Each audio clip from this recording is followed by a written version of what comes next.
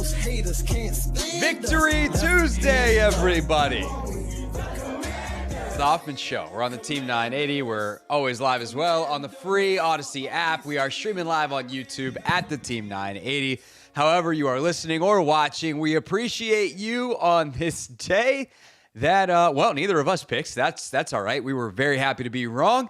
What a day, what a day. It's a Vibe Check Tuesday. It is a Tischler Tuesday. It's day after game, so some of the stuff that we usually do is going to happen like it's a Monday, including what we're about to do. Also, halfway point of the show, if you think of the show as like a mountain, you got to get to the halfway point, the peak. Well, our peak today is none other than, speaking of stars, national stars, Sherry Burris is going to join us coming up at 5:30, but we get things started the day after a Commanders game with 1st and 10.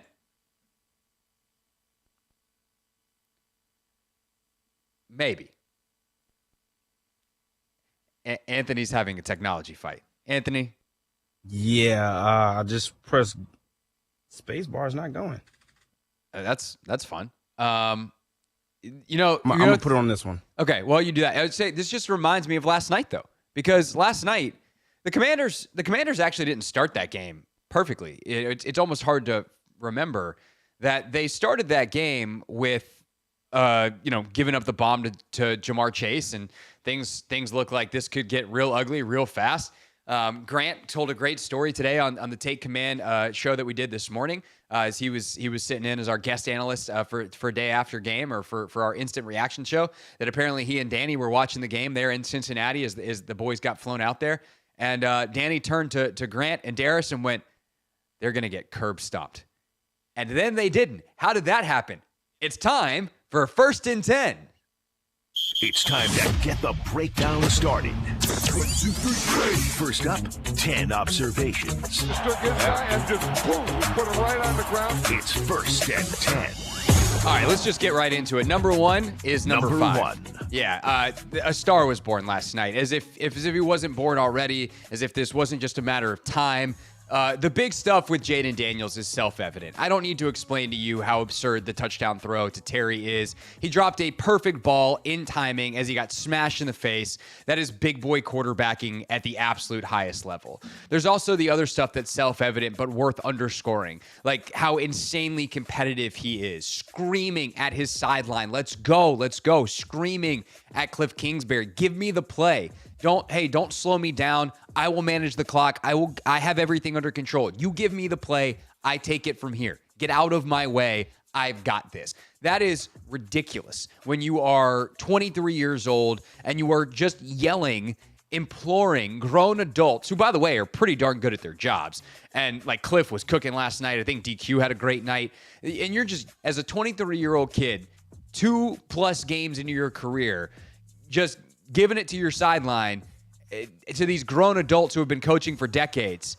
And for all of us to then be watching that on television and go, yeah, let the kid handle it. Like, what? That's good stuff. But then you get to the little stuff, and that's when I just go, I think that the floor here is very solid underneath him. Not that we're going to see some linear progression over time. Like, he's going to have mistakes, he's going to have bad games because he's human, and the NFL is hard, and he's playing the hardest position in pro sports. But there's stuff that I don't know that you can fully teach that he has. There's just feel for the game, and some of it you see like in the running, the elusiveness, these little things. You know, the play on the sideline where he jukes and shakes, I think it was a linebacker, when he just kind of steps out of the tackle and then walks over to get the first down and then hops out of bounds. Like, that little thing is just a feel for, like, the bodies around him. The stick your foot in the ground shake that he gives on that rollout play, that is just filthy, where he leaves the linebacker in the dust. Like, that kind of stuff is not necessarily stuff that you saw on tape in college. He was a much more of a straight line runner with a little shake than a Lamar Jackson reincarnation. And to see him put his foot in the ground like that and juke someone, oh, man. He's done it a couple times on some zone read stuff, too, where you're just like, I knew he was great as a runner, but he's got even more. But then there's the passing stuff where there's the 4th and 4, and he hits Ertz. and he pins the ball on Zach's body in a way that he knows it's the safest place to throw it. He knows that Zach has the yardage. He doesn't need to lead him. There's no risk to take. The biggest risk is if I do lead him, there's a safety that's going to come down and punch at this ball, and maybe Zach will drop it because it's hard to catch a ball that's being punched at. But instead, he slows him down. He knows that Ertz is going to take a bit of a hit, but he kind of slows him down away from taking a direct shot, and he puts the ball literally on the 8. And if it's on the 6, maybe Von Bell is able to get a little bit bigger hit, and there's a bigger chance of it coming out. But he puts it on the 8 and just lets Zach turn back into it, shield the ball with his body, and it's like a 6-yard catch on a 4th and 4, and they've got the first down. That, could he explain that's what he's doing as he's watching it back in slow motion? Yeah, of course. And do I think he's doing that consciously? Kind of. I think it's more subconscious, though. It's just a feel thing that in the moment, you're like, that ball needs to go there. And to not only see that, but have the physical ability to pull that off is, that's good stuff. That's big time stuff. That's how you become great at this, on top of the big play stuff that obviously we're going to talk about right about now. Number 2. That might be the greatest quarterback game from an efficiency standpoint any of us ever see. And I know that sounds ridiculous, and it's only his 3rd career game, and you're like, oh, he could get better. He completed 91% of his passes. How much more efficient do you want the man to be? And that actually doesn't even begin to tell you how efficient he was per dropback, because on some of these dropbacks, he made good decisions. Like I've watched the tape. I've gone back and watched it once, and there's 4 plays in the game where I thought Jayden could have done better. 4. That's it. I probably will go back and watch and be able to nitpick a couple more, but let's just understand how absurd it is that on 4 plays in a 60 whatever play, I think they were in 59 offensive plays total, that 4, I thought he could have done anything better, right? I mean, I guess theoretically, yes. On some of the scrambles, could he have jumped over a guy or spun around and made some magic play? I guess. But I'm talking within reasonable expectation. Is the decision or the throw are the 2 big ones. And I thought every single scramble he had, except for one, was the right move. Plays were dead. There was no someone was going to pop open. He needs to be more patient. No, he scrambled because stuff was dead and he had to, or there was pressure right now and he needed to get out and he didn't have time and he had nowhere else to go. So that was thing 1. Scrambling, excellent. There was one scramble where I thought he could have gotten rid of the ball a little bit faster. But he generally made the most of basically every single snap. And then obviously he missed 2 deep shots. That happens. So the fact that he got the most out of basically every single play, when we talk about efficiency, that's what we're talking about. And to go 21 of 23 for 254, 2 touchdowns in his primetime debut, that's just impossible to imagine. It's impossible to ask, and he went out and did it. He completed 20.8% over the passes expected. So CPOE, completion percentage over expected, he was a plus 20%. And a huge chunk of that came on the play to Terry late, which was considered by Next Gen Stats from the NFL the most improbable completion of the Next Gen era for a Washington quarterback. So that, since 2016, is the most unlikely completion.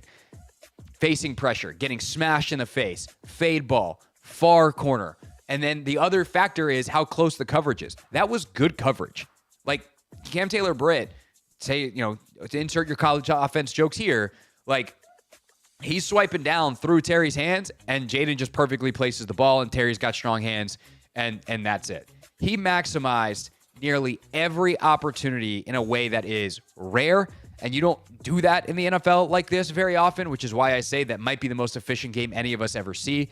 It will not be the new normal either, though, and I will say that. That's not me pumping the brakes. It's just me acknowledging the reality that there's no way he's going to repeat this performance with any regularity, because this performance is so rare in NFL history, what he did last night. Let's appreciate it. But I will say the seeds of it all, the seeds of why he's able to do that stuff are there. They are real, and we should be ecstatic about watching them grow. Last but not least, before we take a break and then hit some quick hitters coming up in second down, if you will, in the next segment. Number 3. Cliff Kingsbury. What a night. What a night. And in my opinion, a a proof point that he has been right all along. And I know people are going to say, well, he changed what he did last night. They threw deep more. Not that much more. The difference was his quarterback threw them. And I think what happened last night is kind of a reality that Cliff wasn't going to call more deep shots until Jayden started throwing the ones that he called. And so early in that game, when Jayden misses Terry, but he throws it, Cliff is like, okay, we're seeing the field better tonight. Because there's no point in calling deeper down the field, longer developing plays if your quarterback is not going to see them, because then that is asking for your offensive line to give up sacks, to give up holding penalties, and or your quarterback to get smashed. And so if you have a quarterback who's feeling it, who is seeing the field well, who's reading it well, who understands, hey, these are the plays we're looking for, and this is what we're looking for in terms of big explosive plays, and you start to throw them, then we can call more of them. So what Cliff made Jayden do essentially was earn it. And all those screen passes and all that kind of stuff was in part a reaction to the coverages they were seeing, but it was also a reaction to how Jayden was seeing the coverages. And once he realized, like, oh, if Terry is even, he's open. I can throw this. I can trust him to go get it. Then that changes everything. And the fact that he's realized that in 2.1 games, and we saw it last night, like, bazinga, like, mind blown. It shouldn't happen that fast. And it seems like that's the thing with Jayden, and what I appreciate about Cliff is they've been able to make this stuff stick very quickly. The things he's learning seemingly in real time typically take years of development. And again, it's not going to be linear. It's not going to be smooth sailing from here on out. But once Jayden showed, hey, I will do what you are asking me to do on these plays that require more from me as a quarterback, Cliff then put a few more on his plate. That means that Cliff was doing it right. That means Cliff didn't overexpose him. It let Jayden grow into that moment last night, where now not only has he been unlocked in a way that I think they can continue to trust him more and more as the season goes, and we'll see as teams make adjustments and all that kind of stuff, but they are still doing the stuff they need to do to insulate him. And by the way, they're 2-1. So they're ahead of the sticks, if you will, on the record, and this thing is still just getting off the ground. There's so much more to talk about from this game. I could do a 1st and 28 today, but we'll get to the rest of our 1st and 10 next. It's the Hoffman Show on the Team 980 and always live as well on the free Odyssey app.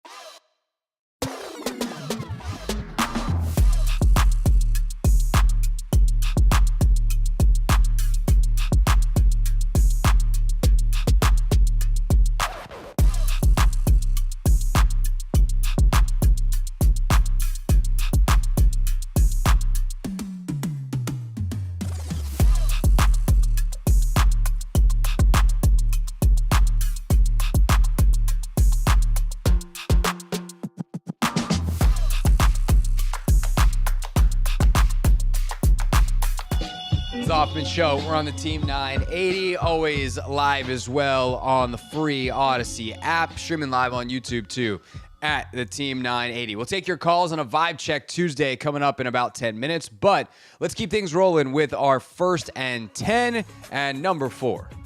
Number 4.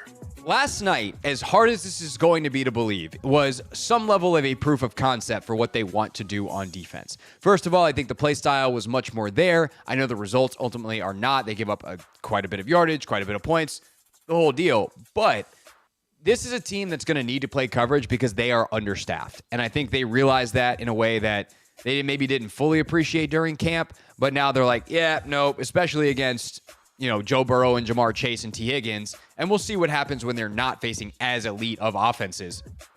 But when we face teams with real weapons, like, we're just going to have to bend but don't break, because if we give teams a chance to be aggressive against us, like, we're toast. We do not have the horses to play coverage or play, single high safety, man-to-man on the outside and get aggressive inside.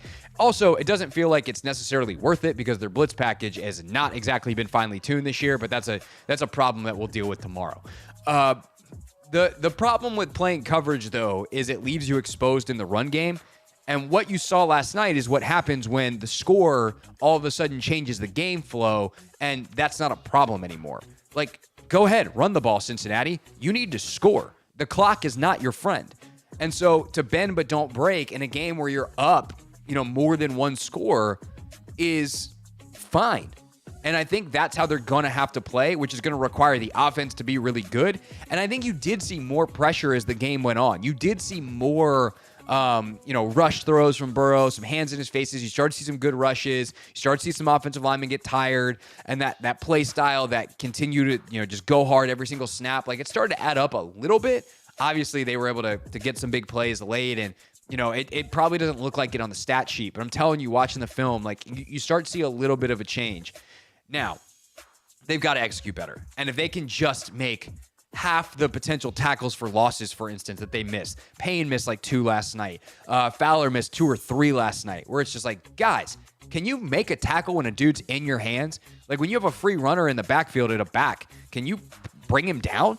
And if they were to do that, like that game looks completely differently. But it also shows, again, if you can just keep stuff in front of you, they eventually do get Cincinnati in some second and longs, some third and longs, and are able to convert those into field goal attempts or into field goal attempts. Obviously, it'd be nice if they could do that earlier in drives and get some punts, but making a team earn it in the red zone is not exactly easy, even for a team that's as undermanned as Washington and as talented as Cincinnati.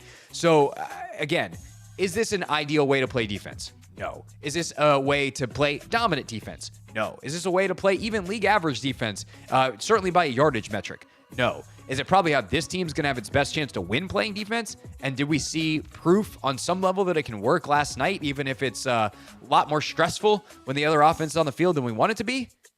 Also, yes. So there's that. All right. Number 5. Number 5. Back to the offense. It's way more fun to talk about. And some compliments for Cliff Kingsbury. The inherent problem when you run from shotgun is that 90% of the time the other team knows where the run is going, because statistically speaking, if the back lines up on the quarterback's right, the run is going to go left, right? Set hut, handoff, the back comes across the quarterback's face, and they run off tackle or outside to the left, right? Same thing on the other side. Hey, got back on the left, he's going to go to the right. So how do you run from gun where you want to be while taking away some of the extreme tendencies that tend to come with being in shotgun that'll make things a lot easier for defenses? Well, let's look at the first play of the game, where Cliff Kingsbury has both backs in the backfield. You can't have 90% tendencies both ways, so now formationally, we've already taken away that tendency. That's good. The back to the quarterback's right is Brian Robinson. The back to the quarterback's left is Austin Eckler. And if you think, hey, which of those backs is going to run a power play? Probably Brian Robinson. He's probably going to get the carry if those two are back there anyway, because he's Brian Robinson. He's their number 1 back. It's the first play of the game. They want to get him going. So what do? They run what looks like a power play to the left, the direction that you'd imagine Brian Robinson is going. And so they pull 2 offensive linemen from the right side of the line over to the left. And what happens? The linebackers and the entire Cincinnati defense flows to the left. And then they simply hand the ball to Eckler to go the other way. There's no one there at the point of attack. No one. They don't have to block anybody basically at the line of scrimmage. I think Sam Cosmi maybe has to have like a mini seal, and Eckler's into the second level. It's like an 8-yard gain on the first play of the game. Brilliant. Later in the game, they use a counter play. So and it's actually the first play of the second half. They use a counter play where Brian Robinson is lined up to the left. He takes the handoff and then veers back to the left, as opposed to the 90% of the time when you go to the right. And to do those two, or to call those two plays, run them and execute them well on the first 2 plays of each half, I think just sends a message like, hey, you better be on your P's and Q's. You better not anticipate. You better not jump. And that's all you need to do with the tendency breaker. You just have to make sure that the defense isn't where you want them. And if you can slow down their process by a half a yard, that can be the difference in your guy landing your block and your guy not landing your block. And Cliff did a brilliant job of that. Also got some help from his players. Number 6, the tight ends. I love the way they block. They look for work in the run game. On the Eckler touchdown run, Ben Sinnott blocks for like 30 yards on that play. He just runs a dude the entire length of the field. Bates also goes and finds the DB. Like, I think Sinnott might wind up on the guy that initially Bates is going to. That or just kind of is a funky path that John takes to the defensive back. But I can't tell you how often I'm watching run plays, or screens especially, where linemen or tight ends or receivers, they get out in front of the ball carrier and they just like run through the hole. And it's like, you ran past a dude that you should have hit. And if you had blocked him, then he wouldn't have made the tackle behind you. And it's cool that you're looking for the next guy, but we got to block the first guy first. And I love the way that those two tight ends, Sinnott and Bates especially, they see color, they hit color. Like, oh, I'm where the play is supposed to go. This person who's not wearing the same jersey as me is also here. He's going to try to make the tackle if I don't block him. So I'm going to block him. I know it sounds simple. I know that it's like, duh. But I promise you that does not happen with the regularity it does with those two dudes, and I have a high appreciation for that. And I'm actually very excited to talk about to Logan about that tomorrow, because I would guess a guy who made his living as a blocking tight end also has a high appreciation for it. Number 7. The no turnover stats are absolutely crazy. Jayden Daniels, I think he's the first quarterback in the Super Bowl era to go 3 games without a turnover in his first 3 starts. The Commanders are the first team in forever to go 2 straight games with no punts, no turnovers. There's all kinds of stats that are just mind-blowing in terms of how rare Washington has been these 2 games in terms of cleanliness. But do not forget that in this game, there was very nearly a really bad turnover. And you have to give salute to Sports Talk Radio fiend Nick Allegretti, who saved the game and all those stats in that streak by recovering a Zach Ertz fumble in the fourth quarter, the play after Ertz jumped off sides. And I will also give credit to Ertz because he then made a couple of big catches on that drive. So Zach, head down, kept going. Good job. But shout out Nick Allegretti, a play that I think a lot of people forgot, that I forgot about, frankly, until I was watching the film back. I was like, oh yeah, shouts out to Nick Allegretti for keeping that and the potential to win that game all intact, because that was like the second play of a drive, and it would have been Bengals ball in mega plus territory on a quick turnaround, and that is a disaster recipe for a defense. Number 8. Final drive. It's 2nd and 20. Yikes. And they go back-to-back screens to De'Ami Brown. The second one was an audible by Jayden Daniels. And he just had, in that moment, such a perfect understanding that it was 4-down territory and that getting a big chunk was enough, and that he saw, like, yeah, we've got the look here. And De'Ami deserves a ton of credit as well, because I think everyone wants to turn him into, like, this deep ball guy who's not doing the thing. I just don't think he's that guy. What he is really tough. And on these screens, he catches the ball and just becomes a human, like, bowling pin getting downhill, and he's really hard to tackle. And so I like using him as a screen catcher and runner because he just gets positive yardage. And frankly, on that second one, the look was so good that if Sam Cosmi hits a block, he's trying to hit a DB in space. It's hard. This isn't a knock on Cosmi, who was awesome yesterday. But if Cosmi hits one block, that thing is out. That is a touchdown.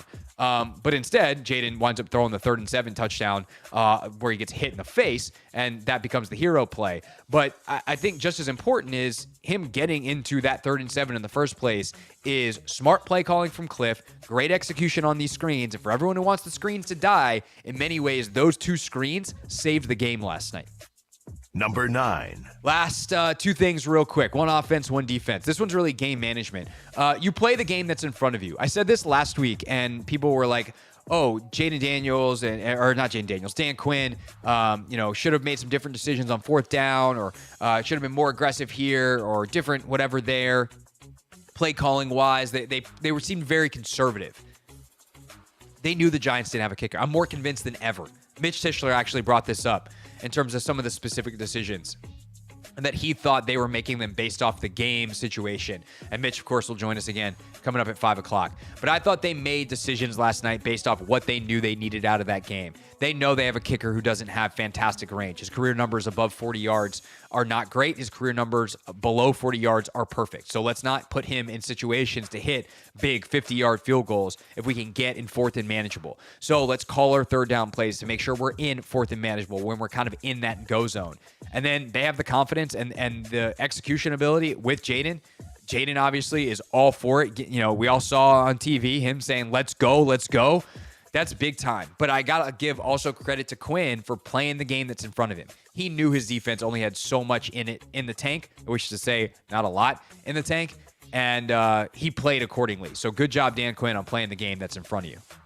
Number 10. Last but not least, if you watch Johnny Newton for like 5 plays, you understand why they took him in the second round, even though they theoretically had a positional surplus. That dude plays his face off. And it was on display in such a ridiculous way last night. There's 2 plays in particular, 2 of his tackles in the game. One is in the first quarter, very end of the first quarter. There's a long-ish completion to T. Higgins, and Newton is rushing on the play. I thought he must have dropped out into coverage on like a zone blitz or something, because he makes a tackle 14 yards down the field. No, he rushed. He didn't have a very good rush, but that happens. He got stymied on his rush, saw the ball get out, and started sprinting down the field after T. Higgins. And as T. Higgins is going horizontally, Newton catches up to him vertically, and he and Benjamin St. Juste make the tackle. There's another play at the start of the fourth quarter where it's I think an 11-yard rush or catch and run. Maybe it's a short catch and run by Chase Brown. And Newton makes a solo tackle, chasing a running back down from behind, 11 yards down the field. That is not normal. That is exactly who they want to be defensively. And again, I know that there is a long way to go from the execution. And I'm not trying to say that I'm not trying to tell you the defense played well last night. But there are dudes on that defense that play really hard. And the play style and all that stuff is starting to sink in. And again, it's got to be there for the scheme to have a chance. They're trying to figure out the scheme. And they tried a lot of stuff last night to see if they could get anything, and none of it particularly worked. But at least the players are playing hard, and that should be a non-negotiable.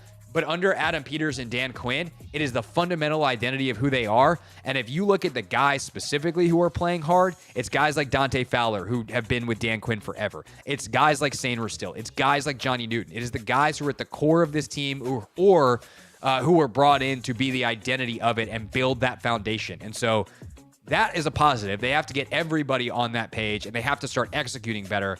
But damn, I could not get through this 1st and 10 without shouting out Johnny Newton for making those plays double-digit yards down the field after rushing the quarterback as a defensive tackle. Okay, that is our 1st and 10. Coming up next, 301-230-0980. It's a Vibe Check Tuesday. Can only imagine what the vibe is. You tell me next here on The Hoffman Show.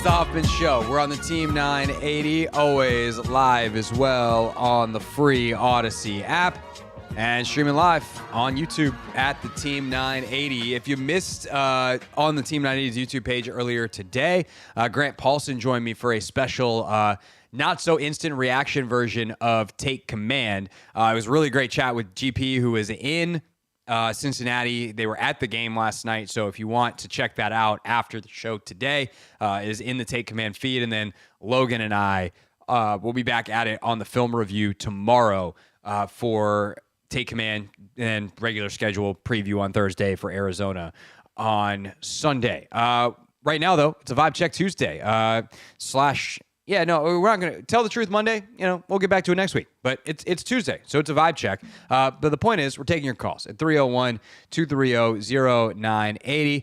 301-230-0980. I have 78 million tabs open, Anthony, and thus I don't remember. I cannot find the call sheet, which is an excellent job by me. There it is. All right, let's go to Nigel in PG County. Nigel, thanks for calling. You are on the Hoffman Show. Get us started on this Vibe Check Tuesday. First of all, what's up, Craig? Vibes is super up. I'm only 26 years old, so let me start off by that. So you can only imagine how I'm feeling after watching a football game like that, after being a fan of this team for my whole life, and I'm going to continue to be a fan for the rest of my life. I found myself watching that joint. I couldn't even believe what was going on at some points. Like, I couldn't believe that we actually had a quarterback on the field that good. Like, it was definitely, like, surreal at some moments during the game. What I will say about the defense, though, I want everybody to kind of like, and I like what you just said before the commercial break, I think they coming along. It's not where it needs to be, of course. They still giving up a lot, but one thing I can say as a fan that's been watching this team consistently, I haven't seen a defense play as physical or as many bodies that are around the ball to finish a play. Even though they're not always finishing tackles, you always see the physicality and you see them around the ball. So, like you said, the play style is getting there, the execution going to come. But that's what gives me hope with the defense, is that you can tell that everyone is putting forth the effort and they're trying to become that physical defense that they want to become. So I feel like the same way everybody was saying about, Jay and not hitting Terry deep, and last night we got a great dose of that. I feel like eventually the defense will have a game where they show us like, okay, we're finally picking this up. We finally executing. Yeah, no, Nigel, it's a great call. Thanks, and congrats on the best moment of your football life as a fan so far. Appreciate the call. Right. Appreciate the call. I mean, I hope that people can appreciate that, right? Because it is more nuanced, and it doesn't mean like playing hard, tackling a dude really hard with physicality on a 14-yard gain doesn't really make the 14-yard gain feel that much better. Like, you still gave up 14. But that stuff matters over time. Like, there's an intention, because what that 14-yard gain without the hustle could have been is a 25-yard gain or a 50-yard gain. And so the idea that you're playing hard, that you're hustling, that you're making sure that you finish plays, and that the guys that are doing that, even if they need to be better at the point of attack or play with better leverage at times, or, there's stuff to clean up. But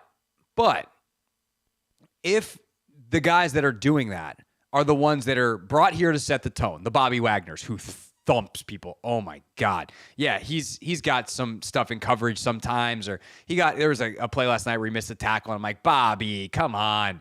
And you're like, okay, he's not prime Bobby Wagner anymore, but man, when he does tackle, you feel that one for a couple days. Frankie Louvu, same thing. Those guys that were brought in to be tone setters. Chin had his best game last night, but also guys like Sanders still are coming up and making huge physical plays. When he blew up that screen, whew, man, that was big time stuff. As I mentioned, Johnny Newton in the 1st and 10, his hustle is next level. All right, let's keep it going on a Vibe Check Tuesday, 301-230-0980. Let's go to Ross in Tampa. Ross, thanks for calling. You are back on the Hoffman Show. Hello, it's good to be back. Not too much to say about the offense, man. I liked what I saw. With my vibe, I'm chilling, man. Because here, I just told Anthony, man, you know how it is. Everybody's going to be all excited. Somebody called Kevin's show earlier talking about Super Bowls.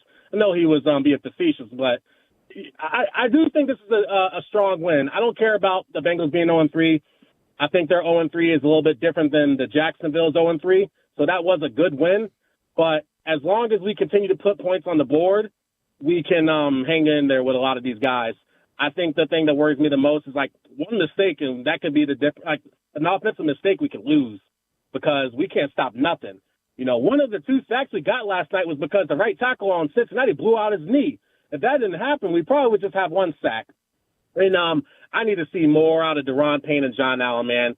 When who was it? It was Deron Payne who smacked that running back in the backfield, popped him, and then he broke free.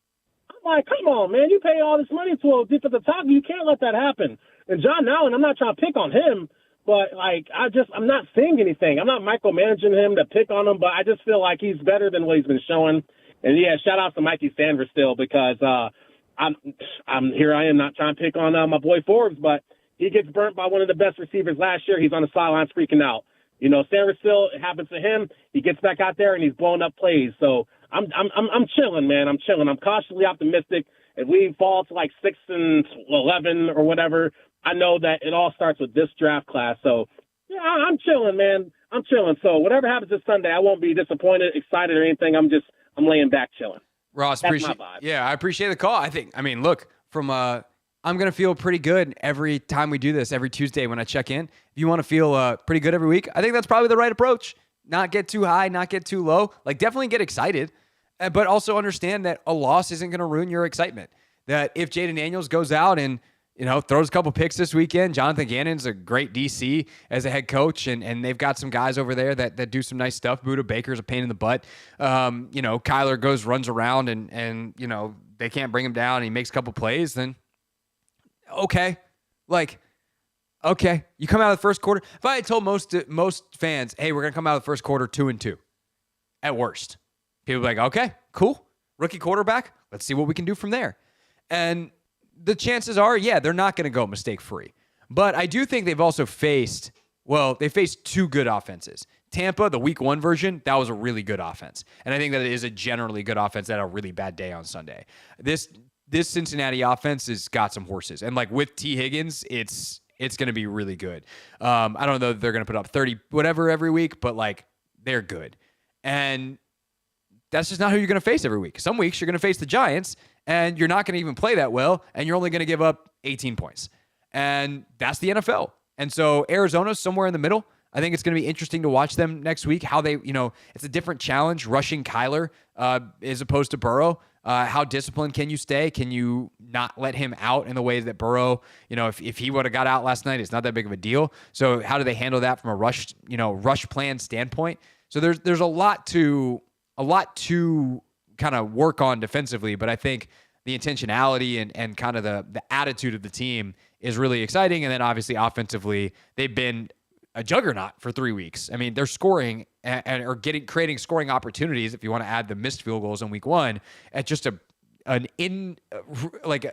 unrealistic rate. But hey, let's see how long we can ride that train.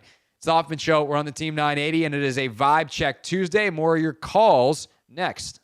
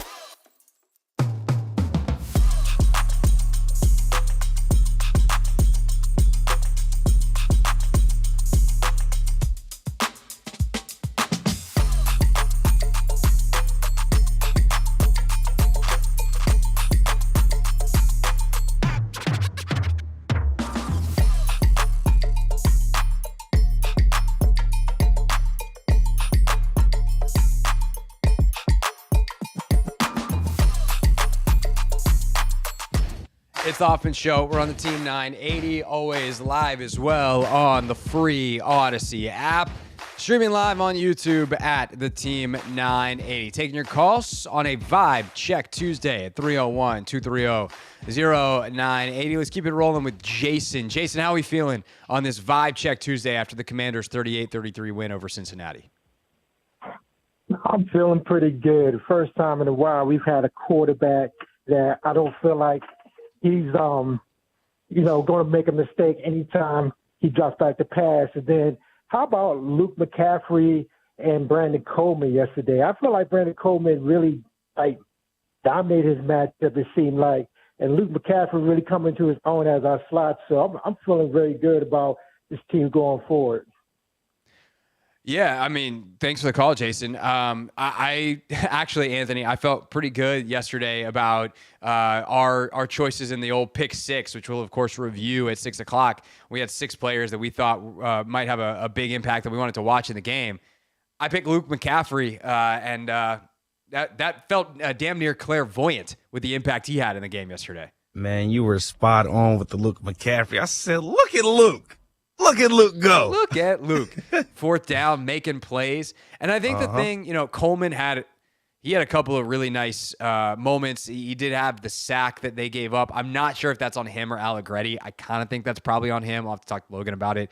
Because the line slides away from him, meaning he's on the man side of the protection. And that means you don't have any help and you can't give up the inside. But he's young, he's learning, and that's fine. Some of the movement he gets in the run game, sometimes he's like 3-4 yards ahead of the play, locked onto a guy, and you're like, damn, look at Big 74. Obviously, they're increasing his snap count week after week. Cornelius Lucas played some last night. But there's just, man, there's something there. There's definitely something there. And I think the compete level for all those guys, for Sainristil, for Newton, for Coleman, the way he finishes. I mean, there's one play where Hendrickson, the back does a good job chipping, and then Hendrickson kind of falls. And instead of just being like, okay, well, I don't really have to do a lot on this play, Brandon Coleman just bop right on top of him, pancake, like, okay, I'm going to finish my play.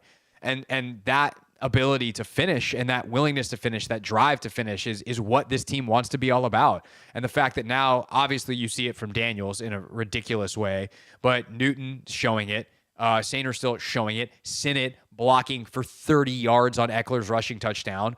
Like, there's some finish. Luke down the list, like, these guys just have it. Jean-Baptiste, sack last night. Like, you had him in the pick six. So it's the kids seem to be all right, Anthony. They're learning on the job, and they're not perfect. But the kids, they might just be all right. They might just be all right, and I think Adam Peters just might know what he's doing. Maybe. Let's go to Mark joining us on a Vibe Check Tuesday. Mark, how you feeling after this 38-33 win? I am so excited about the future. We're finally on the right track. People forget this is still a rebuilding year. I don't think half of this team is going to be there the second or third year. I don't want us to get too excited about, Daniels, I haven't felt this good about a Redskin quarterback since, I don't want to mention it because I don't want bad luck, but we all know RG. So we have our franchise quarterback for the next 10 or 12 years, and that's all I'm going to say about it because I don't want to jinx it. I think Austin Eckler, other than Daniels, is the MVP because all I see is positive, impactful plays from him. I thought he was going to score, and that's almost back-to-back because they took one away from him. Yeah. So I don't know. I know he's in concussion protocol. Hope it doesn't last too long because we need him back there. Say something about Sainristil. I love Sainristil, but I want him at slot. That's not his position outside corner. I don't think he has the speed. Well, so, other than that, yeah.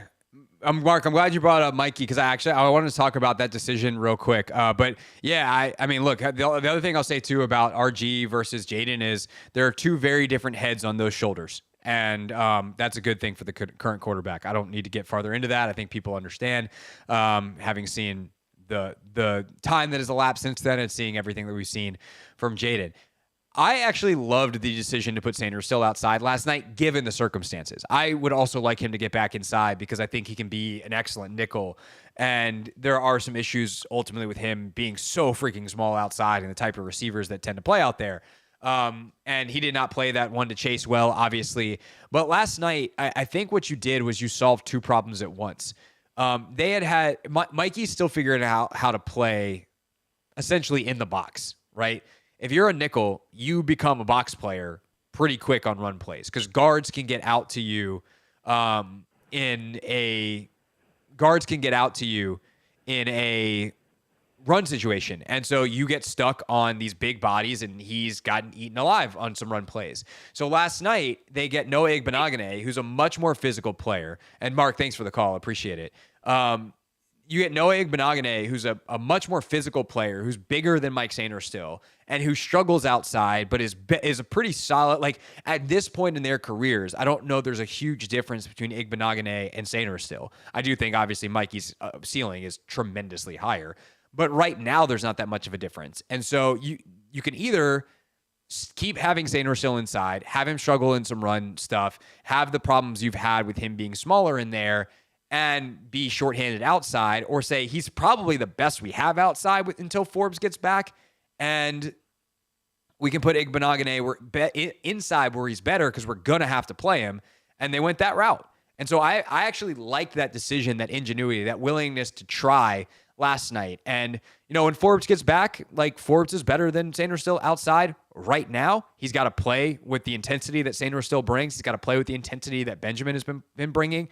Even if, again, BSJ is going to have some execution mistakes. It's just who he is at this point in his career, it seems. But I liked that decision last night because it kind of solved their outside corner problem as best as they could solve it. And they played a lot of cover two, and they did some stuff that Sainer still could handle. They put him in one too many man-to-man situations, it does appear.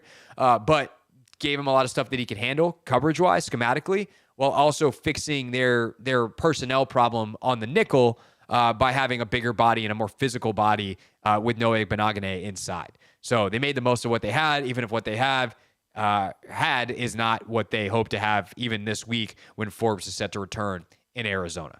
All right, when we get back here on the Hoffman Show, appreciate all the calls on this Vibe Check Tuesday. We'll get back to the phones coming up at 6:30, but we are loaded up between now and then. Mitch Tischler joins us coming up at 5 o'clock for a Tischler Tuesday. 5:30, our friend Sherry Burris from the NFL Network and Good Morning Football. 6 o'clock, our Pick 6, and then 6:30 back to you on the phones. That's how it's lining up here on a Victory Tuesday edition of the Hoffman Show.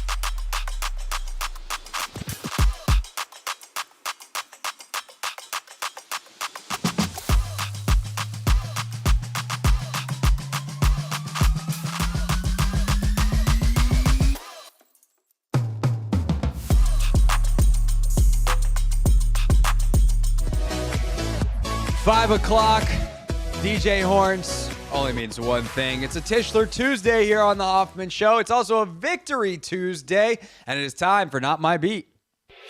Today's top story from the perspective of someone who's there.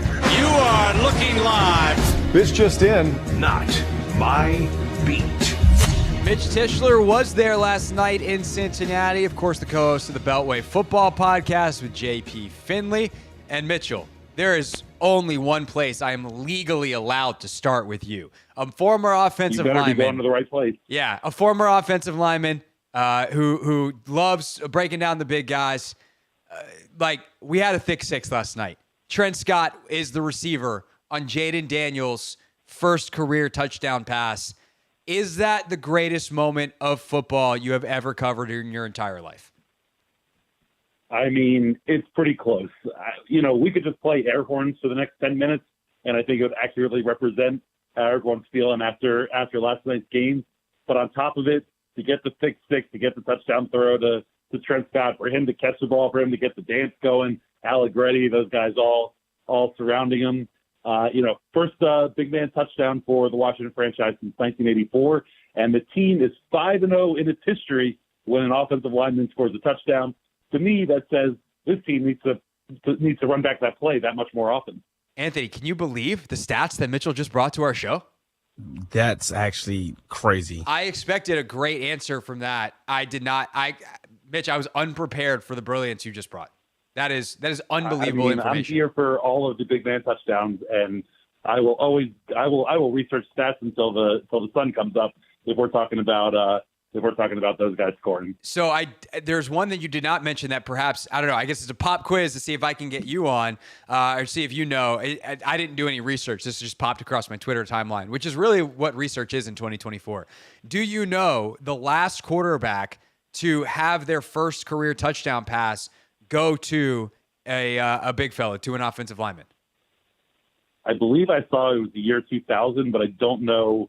I don't know that I know who it was. Who was it? It was J.P. Lossman in 2005 with the Bills. I'll tell you what. I really hope that Jayden Daniels has a better career than J.P. Lossman. I do as well. We'll circle back to Jayden in a second, but I actually do want to talk about the line play a little bit more. I love the way Cliff Kingsbury designs his runs, and I love the way that he uses the offensive line to manipulate what defenses want to see.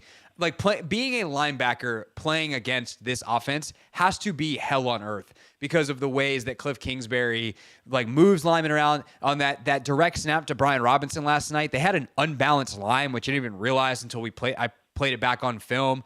They're rolling they're running power left with the line and then running the ball to the right with Eckler on the first play of the game. When you watch how Cliff is both setting up his line to succeed in the pass game and utilizing them in the run game, what stands out to you? I mean, I think it speaks to how an offensive line group that doesn't have a ton of individual talent can be successful as a whole. When you get help from the coaching staff. And, you mentioned that first Eckler run. The Trent Scott touchdown is another example of it. Nick Allegretti was a false pull to the right side. And, obviously the throwback goes to the left. They run the unbalanced look. They do a lot of different things to help out this offensive line. And particularly in the pass game, you see what Jayden Daniels does in the backfield, all the eye candy they have, with the mesh points and, kind of not even the fast rollouts, but the slow rollouts for him kind of gives these guys an opportunity to, turn their defenders in the right direction. And I thought the offensive line played pretty very well last night. I mean, Jayden had a ton of time to throw all night. I was extremely impressed with Brandon Coleman, who they left on an island against Trey Hendrickson way more often than I really expected them to. He's still splitting a little bit of time with Cornelius Lucas. I think last night was the night that you can kind of, put your pin in Brandon Coleman's going to be your starter kind of moving forward. But it wasn't just the offensive line that was kicking butt in the blocking game. You had on the Austin Eckler touchdown, Ben Sinnott, basically picked up a DB and carried him through the back of the end zone to clear the way for Eckler. And then on that last Terry touchdown, Jeremy McNichols, who's, playing for the injured Austin Eckler, steps up and just absolutely, I was saying, dirty danced the linebacker up in the air as he tried to blitz up the middle and flipped him upside down and ultimately gave Jayden the extra, couple seconds he needed to hit Terry there. It was a total team effort, and it was very impressive to watch. It was. I also thought Cosme had an unbelievable night, like watching him just move people. The way he looks for work, I love. Like when you're a guard, sometimes one guy goes one way, one guy goes the other way around you, and then you're stuck there blocking no one. And some guys will just kind of stand there and kind of stick their hands out in case anyone runs into them. Cosme will go and just find someone to drill. And I think that attitude, Mitch, like I think week over week, the play style that Dan Quinn has talked about, we're starting to see it more and more. And a lot of it's coming from some of these younger guys or guys like Bobby or Luvu that they brought in. But to see guys like Cosme really own that as well, you see why he's the guy they gave the money to, the first in-house incumbent, if you will, to pick up an extension is Sam Cosme. And I thought last night was a beautiful example of that. Yeah, absolutely. And I love the clip that you tweeted out earlier today. I didn't notice it in the moment where Cosme kind of looked back and thought Jayden was going to be running and then realized he didn't and just kind of flopped backwards so he didn't get an illegal man downfield. I mean, the O-line, the penalties in this game were on tight ends and wide receivers, not on the O-line. They were very good. They were very, very good last night. And Allegretti, I don't know whether it's Allegretti or Biotish that fell on the fumble from Zach Ertz in the middle of the field late. That was, that's an underrated, massive play for him. And, along with, Cosme being kind of the nasty guy who does a good job of finding work, with this quick pass game that they're using, having guys with that much athleticism at that size being able to work their way downfield and keep clearing paths. And, I keep going back to Brandon Coleman because that's something that he can do that, no other tackle on this roster can do in terms of, helping out blocking downfield. It's just, the defense talks all the time about wanting to play in concert, to play together. We're seeing that happen on the offense. I mean, I'm sure you've gone through all the gaudy stats of, not in the Super Bowl era. They had as a team had back-to-back no punts, no turnover games, and all those other things. But it's the little things that they're doing that are making that possible. Mitch Tischler, Beltway Football Podcast, with us here on the Hoffman Show. So that's the good trenches, Mitch. Let's talk about the bad trenches, and then we can finish on a high note. We can save our Jayden Daniels dessert for the end, if you will. How worried are you about what is going on up front with the Commanders' defense right now? Because I think it's inarguable that they are not playing well in the trenches defensively. How big of an issue it is and how worried we are, that's where the debate comes in. That's where the conversation comes in. So how worried are you about the play up front of that defensive line? Extremely, because I am fearful that this is going to turn from a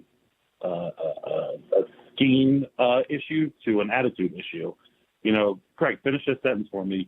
Before the season, if we said John Allen and Daron Payne through 3 games have 5.5 blank, what would your answer have been?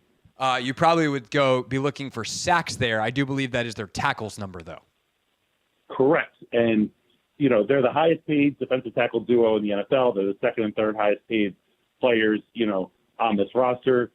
It's a problem, and I think it's a major problem. And, last week you had Joe Wood Jr. talk about kind of the players that are playing his style, and I think it was just as interesting who he didn't talk about. He mentioned Bobby Wagner, Frankie Luvu, Quan Martin, that group. Didn't mention any of the guys up front. And then I think, secondly, Dan Quinn is doing this, rotating captains bit for each game. And you haven't had any of the defensive linemen be there, but you better believe that John Allen is the guy in the middle of the field before the game trying to hype up these players. There's a little bit of a disconnect happening here, and you've got to be very concerned about what's happening. Part of it is certainly the scheme and how Joe Witt uses those guys. Certainly early on in downs, they want those D tackles to kind of eat up blockers so you can get the linebackers to run free. But we started to see it in last night's game a little bit, where you had John Allen, Daron Payne, and Johnny Newton all on the field at the same time, and they're moving Allen to the outside a little bit and kind of trying to find those guys in different matchups. and they still weren't really able to get to the quarterback. And obviously Burrow is, extremely good at what he does and getting rid of the ball and moving around in the pocket. But, those guys are getting gashed up the middle in the run game as well on a pretty regular basis. I mean, the Bengals ran for 6+ yards per carry, and, a lot of that was in between the tackles. And it just can't happen for a defense that, that needs to get just a couple stops to make a 38-33 game look more like a 38-20 game. And you feel, the opposite of the way you felt week 1 against the Bucs here. So if I'm going to play contrarian / optimist, there are some plays to be made, right? Like Payne has Chase Brown in the backfield for a loss of 6 last night, and they just can't finish the play. Dante Fowler has a couple that he needs to finish. You've also faced 2 offenses, I would say, that are pretty good in Cincinnati, obviously, last night, and Tampa in week 1. Do you buy into any of those arguments that perhaps it's getting closer, it's coming along, eventually they'll finish, or are we far enough down the pipe with this defense 3 games in / these players and Allen and Payne that we've seen over the last couple of years seemingly deteriorate in front of our eyes that there is no spinning this? I think if you're spinning it, you're putting on some Ashburn-colored glasses and hoping that it turns and not really seeing what's happening, on the field. There are plays to be made. And in week 1, Daron Payne, I think, had 5 pressures of Baker Mayfield. Has only had, I think, 1 pressure of the quarterback since then. And, Baker is semi-elusive, I would say. Daniel Jones obviously can use his legs pretty well. Joe Burrow isn't really elusive. I mean, he moves around in the pocket decently, but when he takes a 3 or 5 or 7-step drop, he's not clearing the pocket and throwing the ball downfield. And it's not even that they're not getting stats, which is an issue in and of itself. They're not moving the quarterbacks off of their spot. They're letting them sit back there and find somebody open. And, the secondary has its own issues and aren't very good themselves. But the combination of having a D-line that can't get to the quarterback and secondary that has issues is a problem. And, I mentioned earlier, Joe, we're talking about wanting to, rush together and find, have the front end and back end work together. All the things we've heard for years about, bad Washington defenses. But one of the issues I kind of have with what Joe was calling or how they're being taught is, they're bringing blitzes, not necessarily zero blitzes, but they're bringing blitzes, and your corners are playing 10 yards off the receivers. And that's just easy money for any, mediocre NFL quarterback to throw a 5-yard out and, get into a better down distance there. And, of course, you're trying to protect from getting beat over the top. And I think a lot of yesterday's defense was bend, not break. But at some point, you got to find a way to move the quarterback off his spot and not let him sit there and just pick you apart, from the pocket. My only response to that, Mitch, would be yes, but how? And this is the thing that I struggle with is I watch it back, and it's something that obviously I'll talk about with Logan and trying to lean into his experience of 10 years playing in the league to see what ideas he has. But I give Joe credit that he's trying stuff. Like they're blitzing, they're moving different guys around, they're doing all the things seemingly that you'd want a defensive coordinator to do to try to generate pressure, and none of it seems to be working. And so I guess I don't know if you have any grand ideas, and it might just be eventually one of these things has to work and they have to execute better. But is there anything that they're not doing, or at least trying, that you wish they were? Because you're obviously correct that eventually they need to generate some pressure, because the lack of it so far this year is like stunningly appalling. Yeah, I mean, they gave up 450 yards to the Bengals, offense on Monday night, which isn't good. I think what we saw yesterday might be a little bit of the game plan going forward. I mean, obviously you hope you can get a couple more stops than what they did, but, what's his name? Jeremy Chin, early on in that game, had 2 nice plays on 2nd and 3rd down to force the missed field goal, to force the field goal attempt that they ultimately missed. I think they're going to be playing this, kind of bend, don't break style. And as long as the offense, coaches love talking about complementary football. As long as the offense, the pace they're on right now isn't realistically sustainable. They're gonna come back to earth a little bit. But if the offense is going to be as dominant as it is, then this might just be the way the defense is. Give them 3, 5, 7 yards a pop. Don't get stuck in those, one-on-one situations with one of the top 3 receivers in the NFL, giving Burrow an easy throw to just, throw it up there for Chase when he's one-on-one with any defender. It might just be, hey, we're going to give up a lot of yards, but we're going to make teams earn their points, and we're going to make them, get first downs and keep the ball in positive down and distance to be able to keep this thing going.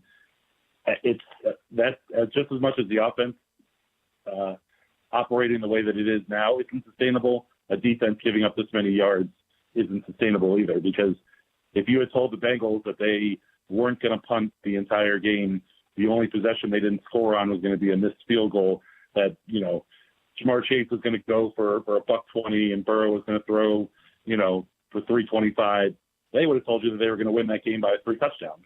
And I think most NFL teams would feel that way. But Jayden Daniels was just that good that it didn't happen. It's going to be interesting because Kyler can carve him up just like anybody else, and Marvin Harrison Jr. is a young player that's getting better week by week. That Cardinals team can score some points too. So we might be in for another barn burner on Sunday. Yeah, Mitch Tischler, Beltway Football Pod, with us here on the Hoffman Show. Except for Jayden Daniels, which, something we might be saying around here for a long time. How do you begin to describe what you saw from him last night? Like, what's the thing that when you woke up this morning, you're like, wow, I can't believe Jayden did that last night?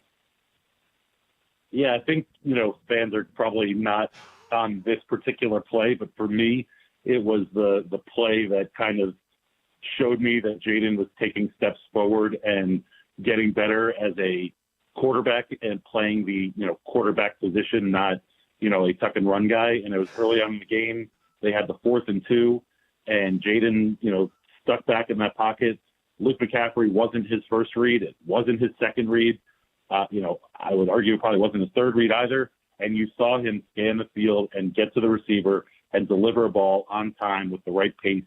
And, they picked up that 4th down there. And to me, that just, signified, the growth that we're seeing week to week with Jayden. And I think he was 5 for 5 on the move during the game. And I like that, when he was on the move, it wasn't only looking to run downfield. It was looking to, to make plays with his arm first. And I said during the game last night, I had a lot of deja vu to 2012, that the New Orleans game with RG3. The big difference is that you have Jayden Daniels playing the quarterback position, and he's playing it from the pocket. And that touchdown throw to Terry is just such an emblematic play also, because he knows that there's going to be a free rusher. When teams bring a zero blitz, when teams bring a quote-unquote all-out blitz, at some point there's going to be a free rusher, and that free rusher is on the quarterback to beat. And Jayden did that. He got the O-line in the right position. He got the running back in the right position to block that thing up. And he stood in there and he took a big hit to deliver a big ball. And I just think that, that shows you the type of confidence he has in himself. And you see the trust being built with the receivers and the players on that team. I mean, after the game, Nick Allegretti was talking about how when you get in the huddle in the fourth quarter in a close game and you look at your quarterback and his eyes are calm, he has this demeanor that, is unflappable. He said it calms everybody else down and it makes you confident that you're going to go and do the right thing. And, that's the kind of intangible thing that Jayden brings. And it was super impressive to watch last night. And I think there's a really, really bright future for this kid. Couldn't say it better. Mitch Tischler, you can catch him on the Beltway Football Podcast with JP Finley. How late did y'all go last night? How late was the recording last night? Let me tell you, Craig, it is now 5:20 p.m. On what is today? Tuesday? Today's Tuesday. I woke up at 10 a.m. on Monday morning, and I have yet to go to sleep. So it's been it's been a whirlwind, but it was a ton of fun. We finished the pod at about 2 a.m. I had a 6 a.m. flight. And have had a bunch of work to do today, and I am eagerly looking forward to my head hitting the pillow at some point tonight and not waking up for a solid 12 hours. Yeah, I was saying, what time will you go to bed tonight, or will your body tell you? I as much as I'd like to dictate it, I think my body's going to tell me. Craig, this radio hit was my last thing of the day, and I was very excited because I love coming on with you. I love the air horns and all that. And after this, I get to take a deep breath, relax, think about how much fun the game was. I'll probably rewatch it a little bit here before I hit the hay. But it's been a really, really fun 24 hours. Yeah, it sounds like it. Let's not hold you up any longer. Go watch the game if you must, or just now's as good a time as ever, Mitch. Just, it's 5 o'clock in the afternoon. Why not go to sleep when you've been awake since 10 a.m. yesterday? Really appreciate you doing this, man. That is some soldier level effort. I love coming on with this. This is so much fun every week. You do a great job on the radio, so it's the least I can do. I appreciate that, my friend, and we'll do it again next week, much better rested, and hopefully after another win. Thanks, Mitch. All right, that's Mitch Tischler, everybody, with us here on the Hoffman Show. I think, Anthony, at the very end there, Mitch's phone went to sleep. Mitch's phone was like, Mitch, you can stay awake and watch the game. I'm done. Salute to him, man. That's tough. That's brutal. I can't do that. I don't know how. I assume it's somewhere. Yeah, he said it was a 6 a.m. flight. I would have slept on the plane at the very least. Not that it's a super long flight from Cincinnati to here, but I would have then been like, I'm going to go back and go to bed. Yeah, I mean, it ain't easy is what I'll say. But yeah, in the airport, on the plane, I would have, got my little cat naps for sure. Yeah, it's not the best sleep, but it's better than nothing. I think the worst, I have two that come to mind. There was one game that when I was working in Dallas, we played Seattle on like a Sunday night. And Seattle is so far away from everything. Like that Pacific, I don't think people realize how far north the Northwest is unless you spent significant time there. Like it's just so much far. Like we think of like New York City as north or even Boston as north. Seattle is so much farther north than both of those places. Like it is an uneven curve across the United States. And so we, Sunday night you finish, it's West Coast time, but still by the time we flew back, like we landed at like 5 a.m. That stunk. And then there was a Monday night game here when I was on the beat in Philly, and my hotel was like 45 minutes away from the stadium. And I think initially, like JP Finley had a hotel room, and JP was like, "I'm not going to use it. Here's my room key. It's much closer." I went. His room key didn't work, so I left and went to the hotel that I initially had, which was way far away. And yeah, it was like. I probably didn't go to sleep till after 3 that night. And then I probably had to be on with the junkies the next morning. Yeah, that's crazy. Those were the mornings when Drab would be like, "Hey, what time do you want to come on tomorrow?" And I would go, 9:40. Your show ends at 10, right? Last segment of the show. 9:40. How does that sound? We'll end the show because that is the best chance of me being coherent.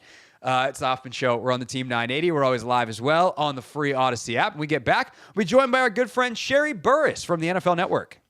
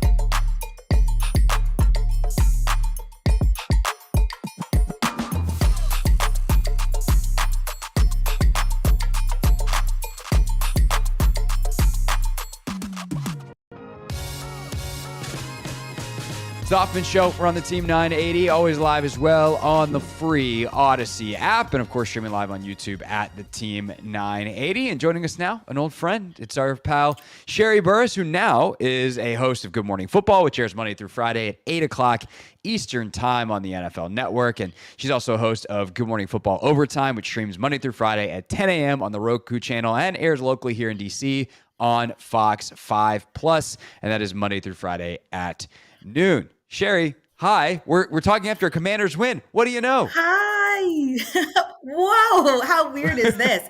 It is so good to see you. It is so good to talk to Commanders winning a game. I mean, I don't need to tell you or the fans in DC, just I don't want to say it feels different because I don't want to get ahead of my skis, but kind of feels different, Craig. Yeah, it sure does feel different.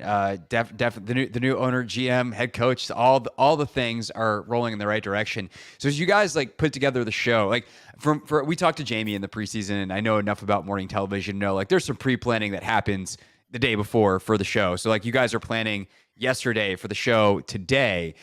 Did you how do you plan for the possibility that the biggest upset of the weekend is going to happen? And then how do you handle that when all the things that you thought you may be talking about are all of a sudden not the things that everyone is talking about? I think that's part of the beauty of Good Morning Football is you do sort of have at least a soft rundown, right? We put our answers in pencil, maybe is the best way to put it. And we kind of let the games dictate the stories and what we're going to talk about, particularly, Peter being such an insider and Kyle's insight that Kyle might take you totally left field and you thought he was going to go right. And the things that, we had Michael Robinson on today. So what he sees would be different than what Jamie notices versus Kyle. So I think everyone kind of brings their own pizzazz and their own view of the same game, which when we sit down at the breakfast table and we can give our opinions and dissect these games, that's really what makes it so much fun. As for what you guys actually dissected, what's your takeaway from this game? I mean, Jayden's kind of the obvious, I guess, but is it him? Is there something else that you noticed? What is it about this game that just stuck with you as you walked into the studio this morning?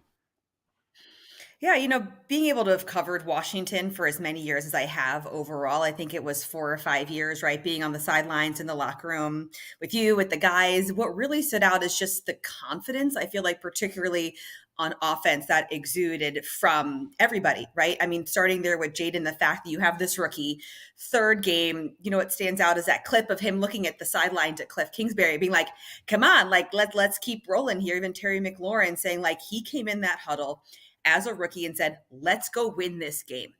To have a young guy be able to lead grown men older than him in that moment, I think just says so much. Also, you think about Terry McLaurin, if you look up the definition of consistency and patience, he is just tried, true, 100%. You wait for those moments because he's such a wonderful human being, but he's such a great football player. So to have that moment just feels like it was just such a culmination of all of it coming together finally. You covered the Ravens quite a bit as well when you were in the area for NFL Network. Obviously, you did mostly Commanders when you were at NBC4, but then as you went to NFL Network, you were kind of Commanders-Ravens split. I'm curious what similarities you see in Lamar and Jayden, because I think during the draft process, I was resistant to a lot of those because they're different. They are different players, but I do think there's some things that are similar. I'm curious how you see that comparison as two of the most dynamic and effective runners, obviously, in the game at that quarterback position. Yeah, and I think it would be fair that we maybe wouldn't put Jayden in that category in the beginning because obviously the college game is so much different than NFL. But now that we have the sort of small sample size, I feel like it's okay to kind of be like, hey, we're seeing the things like Lamar, he can throw on the run. He can just tote the rock himself. And it's funny, I was talking with, we had Manti Te'o and Michael Robinson. We were just sort of talking in a commercial about what makes some of these guys so difficult to defend. And it's not just speed, but it's also those quick movements. You can see Jayden put his foot in the ground and move. And that's also what Lamar can do. And that's what makes it so hard for these defenders to try to stop a guy like that. And I think we should give Jayden his flowers.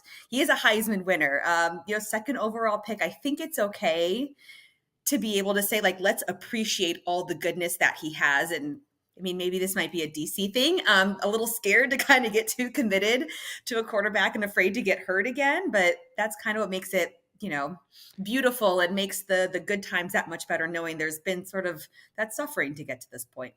Sherry Burris, Good Morning Football, NFL Network, with us here on the Hoffman Show. I think the other piece of it too that I'd be so curious to hear your insight on is like what's said about Lamar, what's said about Jayden in terms of the competitiveness and all that kind of stuff. Because I know all the things that are said about Jayden here. When you think of your time covering the Lamar and being around the Ravens, like what did people say about him as a leader, as a competitor? And I'm curious if you've heard some of those similar things as people have talked to you about Jayden. Yeah, particularly, I guess, as you make the comparison more character-wise, I guess, than football-wise. Lamar always, chatting with him, he's kind of more quiet. He kind of doesn't go much more beyond than what he needs to say in interviews. And I feel like Jayden also kind of has that cerebral, like, I'm going to just kind of be even keel, steady Eddie kind of guy, which in those big moments, that's what you want, right? Lamar getting the team all the way to the AFC Championship game. Jayden now being able to be 2-1 in his rookie year. I mean, they didn't punt in 2 games, right? I mean, the confidence we're seeing from him to drive this offense. You have veterans like Zach Ertz who are really buying in. I just think that the way the team is responding to Jayden shows his level of maturity, which you could definitely say kind of relates to Lamar and the fact that he's getting his guys to buy in. I mean, now we're seeing Lamar be a bit more vocal, his sense of urgency even greater to try to get to that game in February. But I think that, it's the starting pieces of really seeing the character and the leadership and the man that Jayden is going to become. You touched on Terry earlier. Just, I think those of us that covered him up close, there's such a soft spot for him. Seeing, like what he's had to endure is like a football endure. But man, has that dude had to endure a lot as a football player. So, what do you like? What does it mean to you to see him have those moments, especially considering it's Monday Night Football on the stage? This wasn't amidst 7 other games on a Sunday at 1:00. Yeah. The fact that he did that on that stage, like, what do you think that says about him? And what were your kind of reaction in the moment? He's so due. I know we're not, I might be dating myself here. We're not that far in age. I know I'm a couple years older, but I almost look at it like a proud mom of he's getting it. Like, finally, this is the attention he deserves on a national stage. I joke, his only flaw is that he went to Ohio State on Wisconsin. Absolutely love Terry just for the person he is, the player. I mean, you think about it, he was drafted in the 3rd round. He's had 11 different quarterbacks. I mean, how many different head coaches? You could just do like a NFL 30, NFL films on Terry's career to this point of all that he's gone through on and off the field, if you think about it. So the fact that Monday night, he got to have that spotlight on him in a really big moment when the team needed him most. I feel like that just all encompasses what he's brought to this organization since he got here. Sherry Burris, of course, you remember her from NBC4 and NFL Network, now still with NFL Network, but on the West Coast doing Good Morning Football. And I'm also curious, as you've kind of expanded and gone into this national role, like what your appreciation is for the head coaching position and the different people you've covered, especially seeing the way Harbaugh does things in Baltimore with the time you spent around that team, and then what you've seen from Dan Quinn through that lens so far this season. Yeah, and it's been really interesting, getting to also do some sideline reporting for NFL when I was with CBS right after DC, doing production meetings, getting to see different coaches. It's so interesting of, Coach Harbaugh definitely, has his sort of routine, and their culture speaks for itself. You hear just how great the Ravens organization is, and it's just how much there's a family atmosphere, and it's very close knit. I actually had the pleasure of getting to cover Dan Quinn in Atlanta when I was in Atlanta before DC, left right before they made the Super Bowl. So I kind of got a second round with DQ there for a couple months. And he's just, the fact I think that the players can call him DQ and not just, Coach Quinn, there's this familiarity, right? Like, he doesn't want to be this man on a pedestal, and he can really relate to players. And he's his backwards hat. Like, if there's a backwards hat on the field at practice, like, oh yeah, there's DQ. Like, I know which one he is. So I think, the fact we don't hear him barking, players really respond to him well. The conversations we did have around the draft time, he's just so personable. And I could probably have just sat there and kept talking to him about football and life, that it just, again, that also is translating that the players are not doing it just for themselves. And I wanted, this is also for Dan Quinn. Yeah, no doubt about it. I think that's such a great anecdote too, about like the fact that he doesn't bark, like there is a buy-in there that is not imposed. It is truly like because they care about him and because they care about each other, and that's kind of the atmosphere that he creates. Sherry Burris, great to see you, host of Good Morning Football. Of course, that airs Monday through Friday at 8 on NFL Network. Of course, you can also check out Good Morning Football Overtime Monday through Friday at 10 on the Roku channel. And if you missed that on the Roku channel, it airs locally here in DC on Fox 5 Plus Monday through Friday at noon. Sherry, great to see you, my friend. We'll have to do this again later this season. Thanks for some time, and enjoy the rest of the football week there in LA. Absolutely. Thank you so much. Miss the DC DMV area so much. So always great talking to you, Craig. This is the Hoffman Show on the Team 980 and the Odyssey app.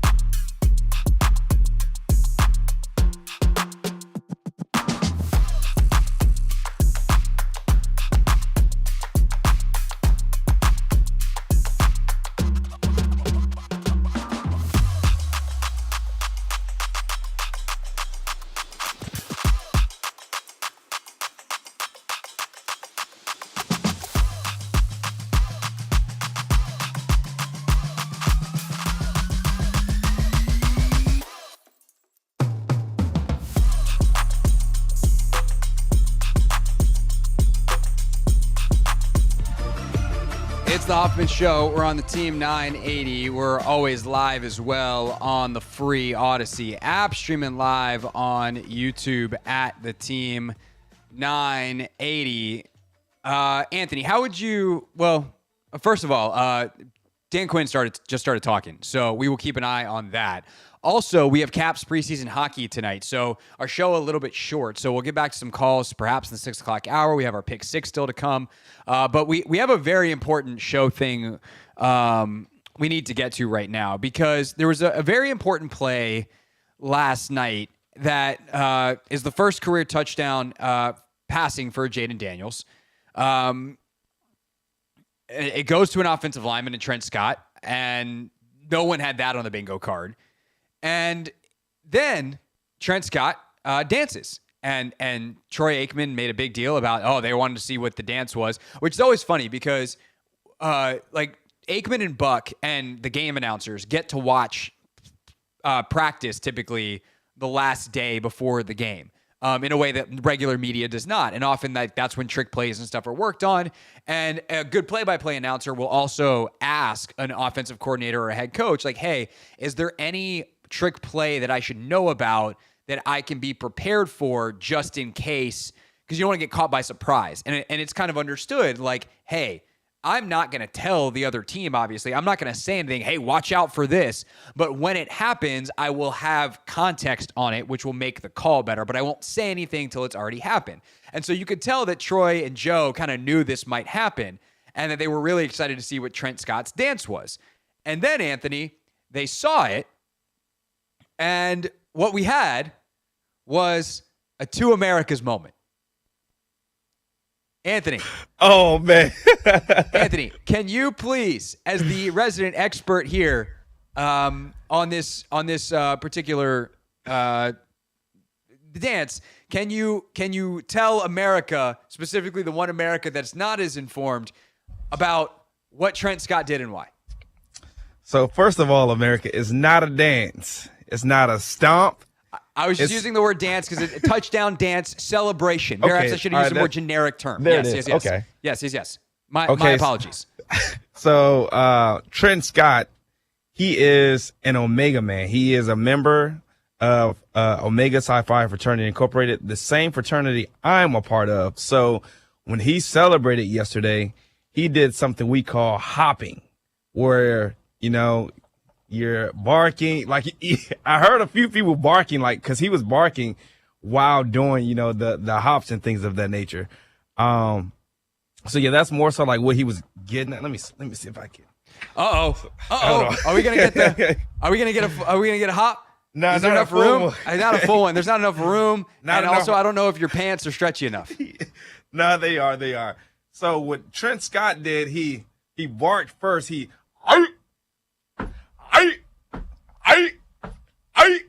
So it sort of kind of looked like he's like marching a little bit, but that is what we do in our fraternity when we go to parties, and a lot of the guys, some just throw up the hooks. You see these a lot. I mean, he was doing it at the same time, but Malcolm Jenkins, he usually throws up his hooks. He's also celebrated by hopping, but yeah, some people really get active when they celebrate. He's a bigger guy, so he just kept it simple. Some people do spin, some people do all types of stuff. He just, like, I have seen the hop before because I've seen you do it. I've seen Darren Haynes do it. Yes. I've seen it out and about in the world on social media or in person. If somehow we were to just play Atomic Dog right now, Anthony it would be involuntary. He would just start going. I'm actually kind of surprised you didn't play Atomic Dog. I was thinking it, and I didn't have it queued, and I was like, it would have been good to queue it up. But yeah, so I am aware, but it took me a second part because everyone's dancing around him. They're dancing. He was hopping. And I will admit, in front of God and everybody, I texted Anthony. What did I, hold on, I want to get this verbatim because I recognized what was happening. And I was like, wait, I know what that is. And then I messed it up. Where is our text? There it is. I said, let's see. That's text about the show. You know why I think I said what I said? Because you sent me that video of you on the field, and you said I stamped, / I stomped down when you somehow were on the field after the Colts game. Yeah, with Shane. And then you're with Shane Steichen asking him to put you in the game, which was a hilarious thing that really happened in real life. And then, so that was probably in my head. And then I asked you, are you going to stomp tomorrow on the show? So I said stomp instead of hop. But the stomp is a thing. It's just not this thing, right? Yeah, no? It's not this thing. Okay. No. I'm making sure that, like, somewhere in my brain there was an association. I don't know whether that's good or bad that I can't keep it straight. I think it's not that bad. I get some points for awareness, but some negative points, obviously, for accuracy. Yeah, so there's a movie called Stump the Yard, and they like step, I guess. We don't step. We don't step. We hop and we march. Okay. Yeah. We always have to, clarify. Yeah, no, of course, as you should. This is just me admitting my error, not some search for I don't know, affirmation. Yeah. But at least I had some level of recognition. You did indeed. Which I feel like is some sense of pride, considering you're my producer. One day, Craig, I will go full out. You will actually see, because I'm one of those. They call me a shiner, when I hop. I'm one of those guys that really does the most. So I'll show you one of those. I do the splits. I do the. I've seen some videos. Oh, yeah. No, like you. I think there was a wedding last year, maybe. Oh, it was Zaires. I think I put up a Z's video. Wedding? I think it was Z's wedding. I think I lost my bow tie. I spun. I did like a 720 and spun and lost my bow tie. It was a lot. Yeah. If there's video of that, I would like it. I just wanted, I wanted on to be able to just play it sometime. We should just play that in commercial breaks. Oh man, here's Anthony hopping. That would actually be crazy. No one would tune out on the stream. But what I will tell people out there, yes. So this is fraternity based. We don't want to see you guys throwing up the hooks. We don't want to see you guys actually. We don't want to see unless that. You're a member of the fraternity, you don't get to do the hop. Yes. There it is. So, but you didn't know prior to this that Trent Scott was. I did not. I seen his brand. I saw his brands on his arm like afterwards.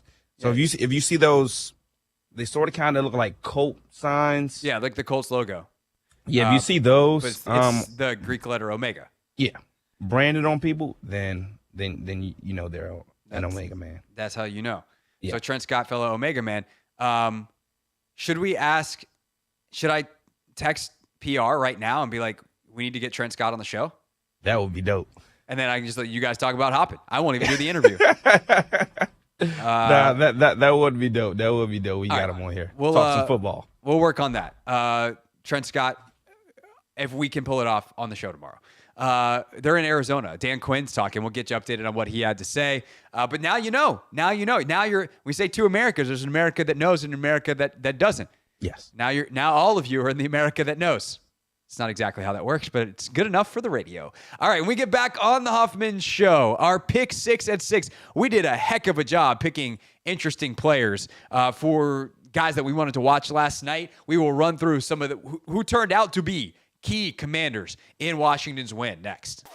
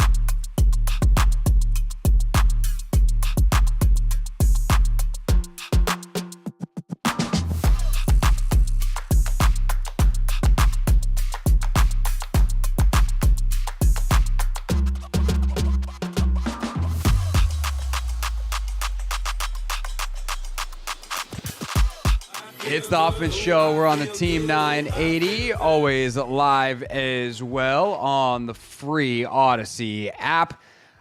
We are in our final 45. Caps preseason hockey coming up tonight here on the Team 980. So we're done at 6:45. Preseason hockey tomorrow night, I believe, as well. So we're off 6:45. It's actually an early week for us. We're off on 5:30 because the Terps are playing football on Friday. So get your Hoffman Show fixed where you can. And, of course, if you miss any of it, make sure you check the podcast anytime, anywhere, on demand, any part of the show that you want. Listen, rewind as much as you want. Did he really say that? Wow. Okay. Well, let me double check. Yep, you can. On demand, that's what it means for you in your podcast feed. Just search The Hoffman Show. Speaking of podcasts, take command. We did an instant reaction show this morning with Grant Paulson. So it was me and GP. Really good stuff there. If you want to fill that 6:45 to 7 part of your commute with more of me talking about the game, that's a good way to do it with GP at 6:45 once we're done, or stay tuned for the hockey. And we'll be back tomorrow. Logan and I recording the film review episode, so make sure that you check that out tomorrow morning. We're going to record it fairly early in the morning, so hopefully we'll have it by the middle of the day in your feeds. Okay, that's enough housekeeping. That's enough of that. Now it's time for this, our Pick 6. The 6 biggest Commander storylines. It is caught! Delivered at 6 o'clock sharp. It's the Pick 6 at 6. We set out to find a leader, someone who could take this franchise to the next level, build an elite team that consistently competes for championships. All right, so on typically it's Fridays, but in this particular case, a Monday, because it was Monday Night Football, we pick 6 players who we think are going to be particularly interesting to watch on Monday night. In this particular case, or on Sunday, this particular case, obviously Monday night, and, well, you get the point. We picked 6 players. Anthony, you had the first pick, so let's get us started with numero uno. Number 1. Yes, number 1, I had Sam Cosmi. We talked about yesterday the Bengals being without their 2 starting defensive tackles on the interior. And how, we should lean on the run game and try to exploit that. I'm not going to lie. I think the Bengals did a good job of, keeping B-Rob in check. I think he rushed just for 33 yards on 16 carries. But Austin Eckler, he had a couple of big runs. I want to say they were outside zone. He had a couple of different things, but yeah. Yeah, he had some big runs. But I think Cosmi, for the most part, I think he just did a good job of finding work in the pass game for the most part. The run game was a little tough, not a lot of holes opening, but I think he still, was impactful. And even if it wasn't him, I think Nick Allegretti, he was another person that did a good job of opening holes on some of those huge runs by Eckler. Yeah, I think he did a tremendous job. I'm trying to see if I can pull this up for the YouTube stream. On one of those plays, or one of the plays where he found work, he did the funniest thing I think I've ever seen an offensive lineman do. Did you see the tweet that I put out earlier, Anthony? Yeah, well, he was downfield. Yeah, so you want to talk about awareness, and, this is a little thing that becomes a big thing. It's funny to laugh at, but it also is, it's a huge freaking deal. You get a penalty that negates a big play and that sets you back in the red zone. Like, that's an issue. And Sam Cosmi, on a play, it's the play where Jayden scrambles to his right and finds Noah Brown down there. And Sam Cosmi, first of all, he has no one to block. And so he finds someone here. I have it on that. I'm going to put it up on the what's it called on the stream. So people on the stream, this is the only time I'm probably ever going to do this, but it's so funny that I have to do it. I'm going to put some all 22 footage up. I gotta make it bigger. But Sam Cosmi looks for work, finds it, knocks a dude like 6 yards like to the side. So he smashes the dude.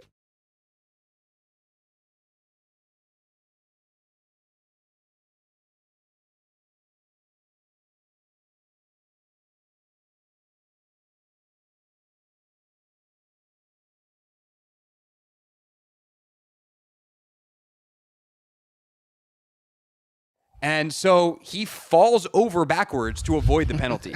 It is one of the funniest things I've ever seen an offensive lineman do. It's great from a technical standpoint, and the awareness, again, is just off the charts. And again, there's so many plays in this game where Cosme does the right things, whether it's just sealing block. I mean, on B-Rob's first touchdown, the short yardage at the goal line thing, Cosme gets in the hole and turns his dude, and that's where the hole is. Like, that's where B-Rob squeezes through for the touchdown. They just do a tremendous job with him, and he does a tremendous job of getting on the move and at least getting a piece. There is a play late in the game, the second of the two De'Ami Brown screens on the final drive. Sam gets a little bit of a piece, which helps that get even more yards. If he gets the whole thing, that thing is out. But trying to hit a corner 15 yards down the field is hard. So I give Cosme, not I won't call it slack, but like I'm realistic there. If he makes that play, it's like an all-pro play. He makes a good play and gets a little bit of the corner to make it less clean and let De'Ami fall forward and make that third down in a better range where ultimately, obviously, Jayden makes the hero play and hits Terry deep. But there's just so much good stuff with him. And he was huge in this game. Again, like, were they as dominant up front as I think we were hoping with those two backup defensive tackles? Not necessarily, but they never caused problems. So I think that's a good thing. I think the other thing, though, is, like, I don't know how I want to go look at B-Rob's success rate as a runner last night because he didn't average a lot per carry, but he had a lot of short yardage stuff. He had a lot of, like, 3rd and 2, I got 3. So his success rate was probably higher last night than his, like, hey, that was a really great gain rate, if you will. And Cosme had a big role to play in that. Because in big spots, like, they run to the right. They run behind him and Wiley and Biotish, and I don't think that's an accident. Number 2. All right, number 2 on this list. I'm not going to lie, Anthony, I don't have the list in front of me. Where did it go? I have another case of too many tabs open. There we go. Brian Robinson Jr. Oh, we're right on cue. Talking about the right guy anyway. Good job, Craig. Professional radio host at work. We just talked about it with Cosme. Like, the running game had a very specific role to play last night. And obviously, Eckler winds up being the back with the more gaudy statistics, but I do think it's worth pointing out Robinson's role in some of those plays. Like, a lot of those plays, they're on the field together, and they're using misdirection, and B-Rob's, obviously he does a lot of dirty work as a runner, but he also is willing, it seems, very much, to be a complimentary piece. Like, hey, yeah, I will be a decoy here, and he seems to have a great attitude about it. He's the right team kind of guy. I think he fits the culture of what they want to build, and him sharing that role with Eckler is great. But you also see later on in the game when Eckler is unavailable, he's in on some third downs, and they McNichols did a really good job on the 3rd and 7. Like, he has this ridiculous block of Jermaine Pratt where he upends him, as Mitch called it earlier when he was with us, the dirty dancing moment. He literally, like, lifts him up off the ground and flips him over.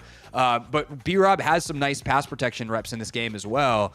And I think, again, his versatility on display. Some of the stuff that Cliff does formationally is possible because B-Rob is a legitimate route runner out of the backfield or split out as a receiver or kind of lined up almost as a quasi tight end in terms of his split close to the line of scrimmage. So there's just a lot of little stuff that he does that I really appreciate. And while this clearly statistically is nothing close to what he did last week where he had 150 yards, he still had a pretty big impact in this game. And that's a hats off to Brian Robinson because it's not always easy to do as a running back when you don't have a big rushing day.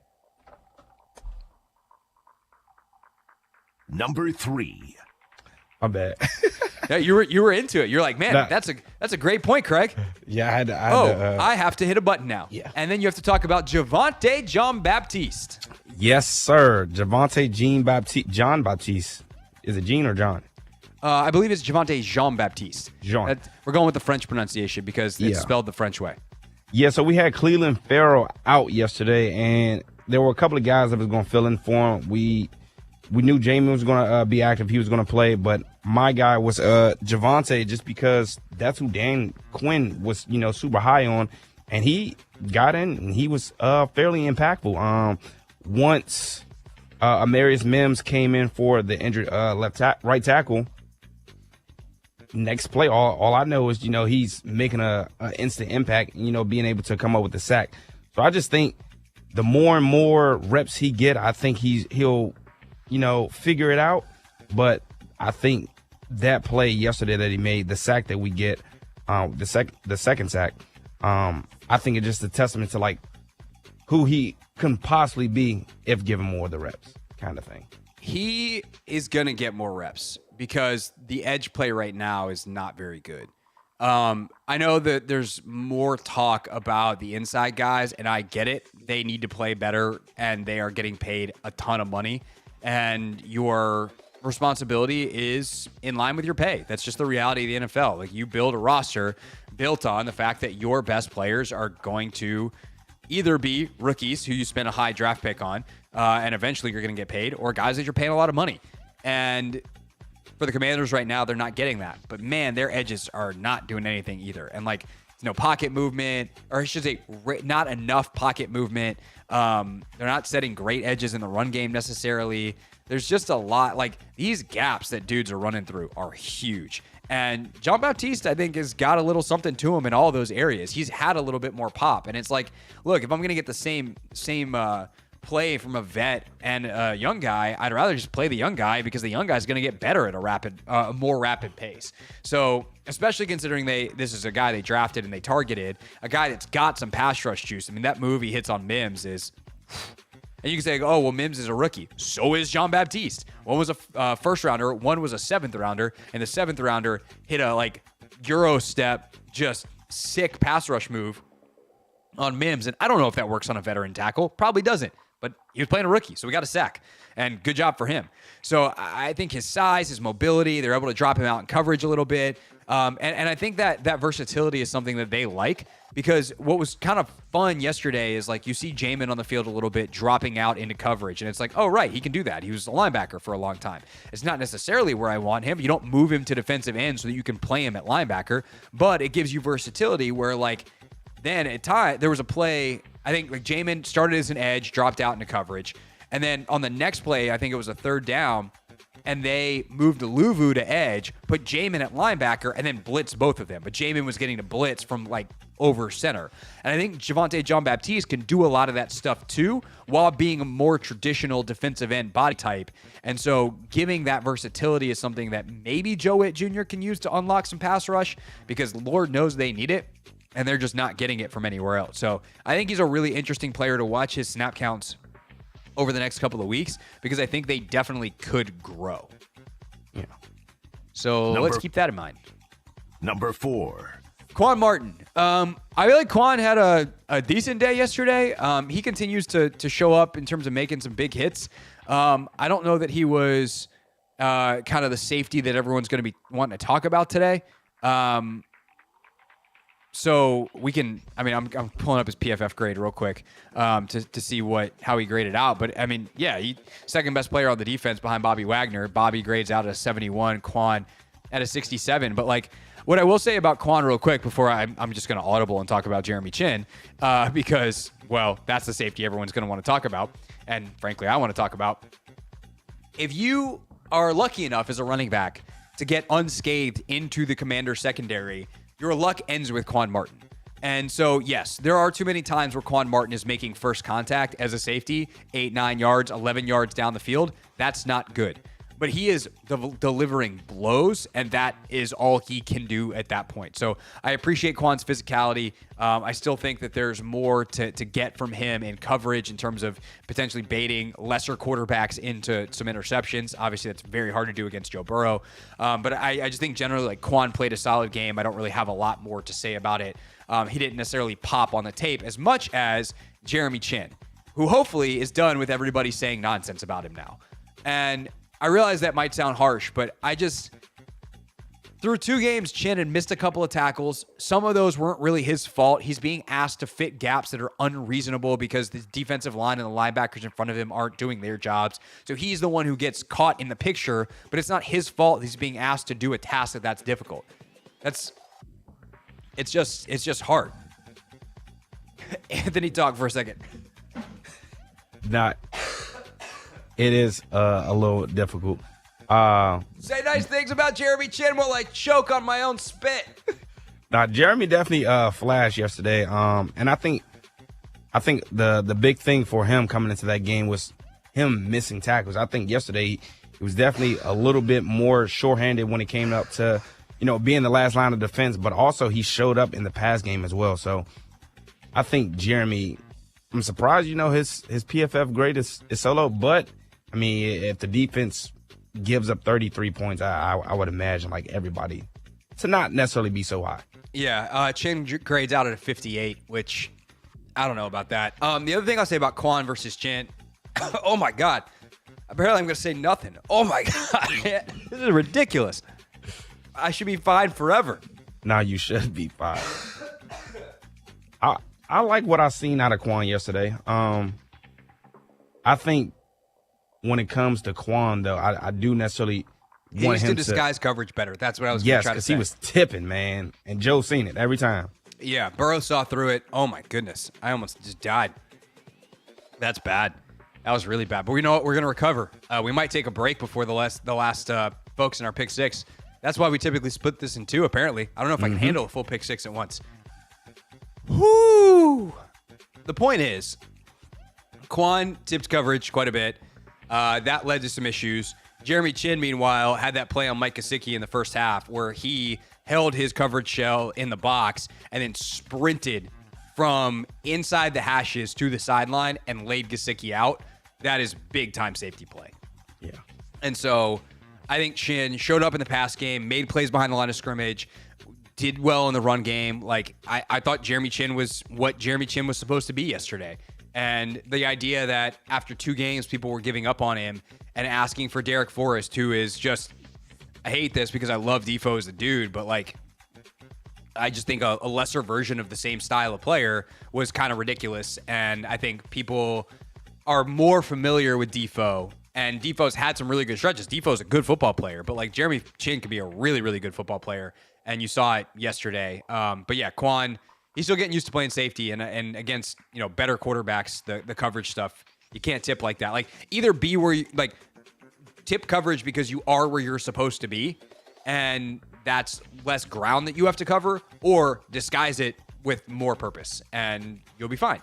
And you can trick a quarterback, and that's good. But all you wind up doing is tricking yourself when you do the stuff that Quan did yesterday. But he'll learn. He's young. That's being a young football player. Okay, let's see if we can survive 2 more in a pick 6. Number 5. Number 5 was my guy, Noah Brown. He only had, 3 catches for 29 yards, but I think the best thing about him is how short-handed he is. The pass that Jayden had to him on 3rd down, it was tight, it was low. He had to roll with it as well, and not a lot of people are making that catch. So I would just say, his consistency and the fact that, he gets open like when he necessarily needs to. So another good outing for him, but I think your guy, popped a little bit more just because we hadn't heard his name a ton. So, but Noah had a good day still. No, I think Noah was solid. I think that, there's going to be games where he potentially has more, but the fact that he has Jayden Daniels' trust is a big, big deal. And, he is going to continue to be relied upon in big spots because he is their primary other outside guy. And so with that comes the responsibility of winning one-on-one. And so if they put Terry in those stacks, put Terry in those bunches, put Terry to the 3 receiver side, then Noah's going to be one-on-one. And there's certain routes where that's going to be the primary read. So he's going to get his looks. He's going to get his opportunities. And I think some of them will be more vertically down the field. But yesterday,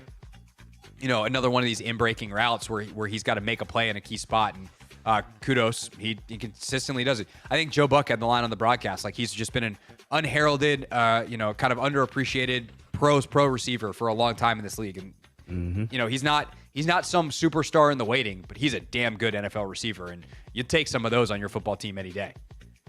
Number 6. Looks like Luke McCaffrey might turn into a damn good NFL receiver. This was a heck of a call by your boy as we wrapped up yesterday. It just came from film study. And it really just came from realizing that Luke McCaffrey's been open this season and Jayden hasn't hit him. And Jayden and Luke have too good of a rapport and a relationship.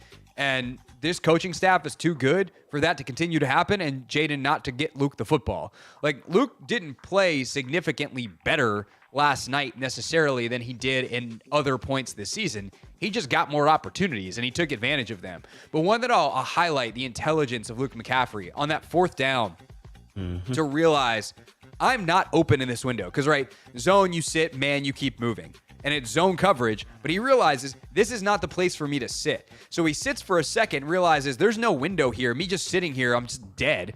And I have the ability on this route to get into this second window. Jayden buys a little bit of time. He gets into the second window behind the linebacker and then damn near scores the thing. Like, that's big-time football. Obviously, you see his rookiness later. He needs to get past the sticks on that little rub route on the side. I think it was a 3rd and 3, led to a 4th and 1, or 4th and inches that they convert because they converted all their 4th downs.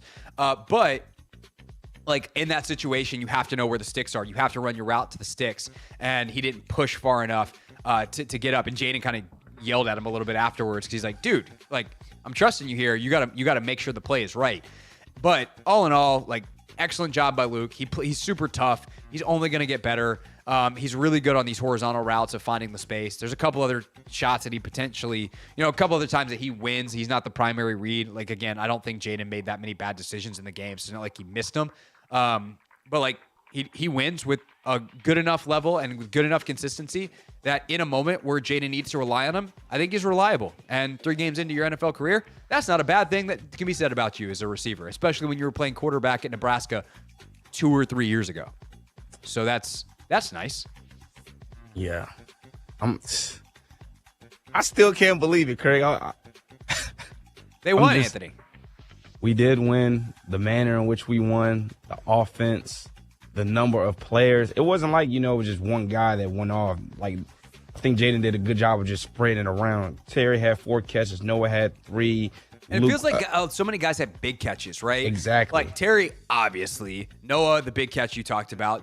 Luke, the big catch I just talked about on 4th down. Zach Ertz had like basically a drive or a half a drive to himself. Unfortunately, the first half was bad. He jumped off sides, then fumbled it, but luckily they recovered it. But he came back and made like 2 catches in the next 5 plays. Yep. They get stuck in 2nd and 20 in that final drive. They go back-to-back screens to De'Ami Brown, who gets 13 yards back in 2 plays. Yep. Like, that's efficient offense.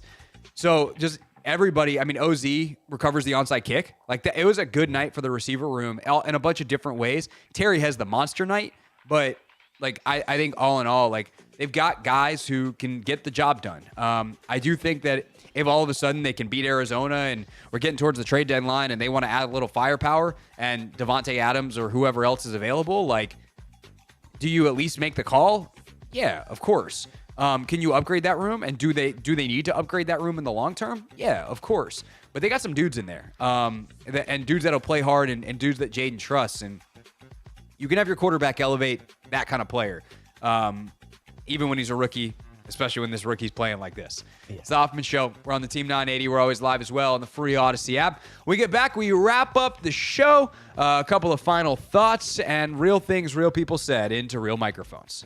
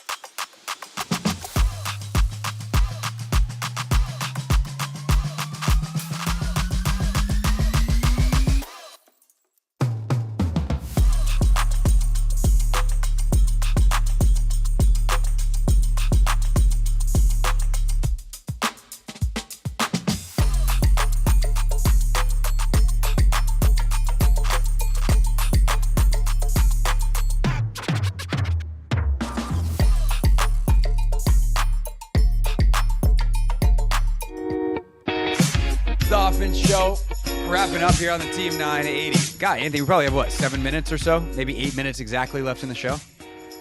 Yep. Hey, you might know something, Craig. I'm pretty good at the math. That's a lie. That's something that's never been said on the show before. Sorry, I was a little slow coming back from break because I was listening to, what's his face? Jordan Mailata mic'd up on that big Dallas Goedert play. He's yelling at him. The Eagles play where Goddard got loose down the sideline. Uh-huh. And he's going, go, Dallas, go to unhook the trailer, run, God. And he goes, gosh darn it. He didn't say that. He said the version I'm not sure I should say on the radio. Dallas, you slow Yeah. Which is just so funny for a tight end who got it's like 75 yards on the play or whatever it was. That's hilarious. But he didn't want to run any other plays. He's like, no, you scored a touchdown and we're done. And now you got caught at the 10, and now we got to run more plays. I got to run all the way down there and then play left tackle. Anthony, should we talk about something that happened in the game last night that made its way on the internet today that I would like to debunk real quick? Sure. So I think that I love that Anthony has no idea where this is going. No. I think Troy Aikman was awesome last night. I thought he had one of the best games a color analyst has had calling a Washington game in a long time. I think that he genuinely did a fantastic job. I genuinely think he did a fantastic job, like kind of summarizing where Jayden was and some of the issues they were having defensively and like all the reasons why it was such a big upset. I think sometimes fans look at analysts and are like, oh, they're hating when they're just saying the truth or that's not realistic, and then or that he's saying the truth that's not positive. And it's like, that's not hating, that's real. But Jayden showed the growth, and I think Troy talked about, hey, he hadn't shown this yet. He's doing this. This is fantastic. But he did make one key mistake, apparently, that I didn't catch. But I have gotten tweets about it all day, and it has made me, speaking of math, do something, just count over and over and over again. On the last play, there were the touchdown to Terry. Jayden gets smashed in the face. The Commanders did not have 10 players on the field. They had 11. And apparently Aikman at some point said 10, and I've been getting tweets about it because I tweeted out that play, the all-22, and people are like, well, no wonder there was a free runner. They only had 10 guys. They didn't have 10 guys. They had 11. That's the thing I want to say.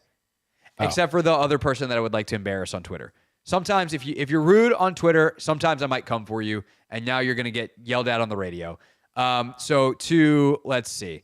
And I like people that said that I nicely replied, and I was like, hey, no, there was 11. And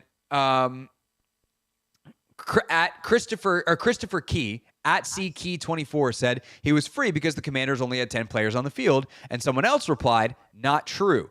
And so Christopher tweets out a screenshot of the broadcast, and he goes, and yet you attention-starved doofus, the screenshot of the play shows 10 Commanders on the field. He shows a screenshot, which, if you don't look closely, does appear to show 10 Commanders on the field. However, as I counted, I was like, why is there 10? Because I went back to the all-22, and there's definitely 11. And so I was like, there's a receiver, a tight end, 5 offensive linemen. That's 3 receivers, basically, 8, running back 9, quarterback 10, Terry 11. And I was like, wait, I only see 4 offensive linemen. Well, there's obviously a 5th. Look a little closer. Oh, there's an extra helmet. He just missed the left guard. And so I said in response, you're probably missing the left guard whose helmet isn't really visible. There were 11 players on the field, and I posted a screenshot of the all-22, and I took the time to label it, Anthony, with numbers. 1, 2, 3, 4, all the way down to 11. Wow. And I said there were 11 players on the field. Before you start calling people names, at least be right. Doofus. Yeah. I'm not going to lie. I was a little concerned about the play itself because people didn't know what to do. Like, Zach Ertz didn't know what the play was. Luke McCaffrey didn't know what the play was. Like, nobody was on the same page coming out of the timeout except Terry and Jayden. Yeah, it was. It definitely was not the cleanest of operations. And late in that game, that is something that I'm wondering if Cliff gets asked about on Thursday, because it did seem like he was a little late getting in some plays. And Jayden was like, "Bro, get me the plays." Like, he was yelling at him. So I do think that's something to watch. The operation was mostly clean last night, but late, a little stressful. And coming out of a timeout, not ideal. I never understood that. Like, teams call timeout, and then it's like, let's talk about it. And then they go out, And then they get on the headset and call the play. And I'm like, why didn't you just tell them the play when you were standing right there? I'm sure there's a reason. No, you're right. I don't know what that reason is, and I don't know what could possibly be considered a good one. Also, Christopher Key spelled doofus wrong. He spelled it Dofus. D-O-F-U-S. Wow. No words. Can't count, can't spell. No. Not a good day at the office for old Christopher Key or on the old internets. But that's okay. We're here for accountability. And we generally are nice about it because we're humans and we also make mistakes. But that's why we're nice to other people. Or at least we return the energy that's given to us. You doofus. You're a funny guy. You can hit real things now. Real things. We're not going to be sucked this year. Real people. 5-11, not very good. Said into real microphones. You know, the culture is actually damn good. So 1 week from today, Anthony and I will venture to Capital One Arena for actually 1 week from yesterday, the 30th. We will venture to Capital One Arena for Wizards Media Day. That's right, Wizards Media Day. It is about here. We'll sit down. We'll interview a bunch of players. Maybe we'll get old Will Dawkins to stop by. We'll see what we can do on the old interview front. Probably get Brian Keefe. It'll be a good time. But Anthony, today, I guess the Celtics must be doing some international trip or something that they're going early. But today was their media day, and this was the first question to Celtics guard/forward Jaylen Brown. Not getting called on for the Olympic roster there. How did that make you feel? And are you carrying any of those? Number one. Right off the bat. Not a lot of chances here. To warm up a little. That's how the season's gonna go, man. That's funny. Also, sometimes you have a really detailed question as a reporter, but there has to be a human element where you go, oh, I'm the first guy. Let me ask, hey, how'd your summer go? What'd you do this summer? Did anything exciting? And you get a good story. They get to warm up, be like, all right, let's just, I know a lot of people are want to ask this, but I'm just going to do it. You obviously didn't get called in the Olympic roster. We haven't had a chance to talk to you about it. Can you talk about how that made you feel? Do you think he answered the question after that? I don't know. Did he? I don't know. Yeah. But it sounds as though to me he laughed it off like, dang, you can't give me a warm up, and then didn't answer it. Oh, it sounds like he eventually got. I mean, then it's awkward as a reporter. You're like, so yeah, sorry. So what's your answer? Yeah. And if you don't get a lot of opportunities, then don't go first. You don't need to get the mic first. If there's times that I've done that where I'm like, hey, Kime, you want to ask the softball and I'll take the hard one today? All right, that's our show. See you tomorrow. Caps Hockey next.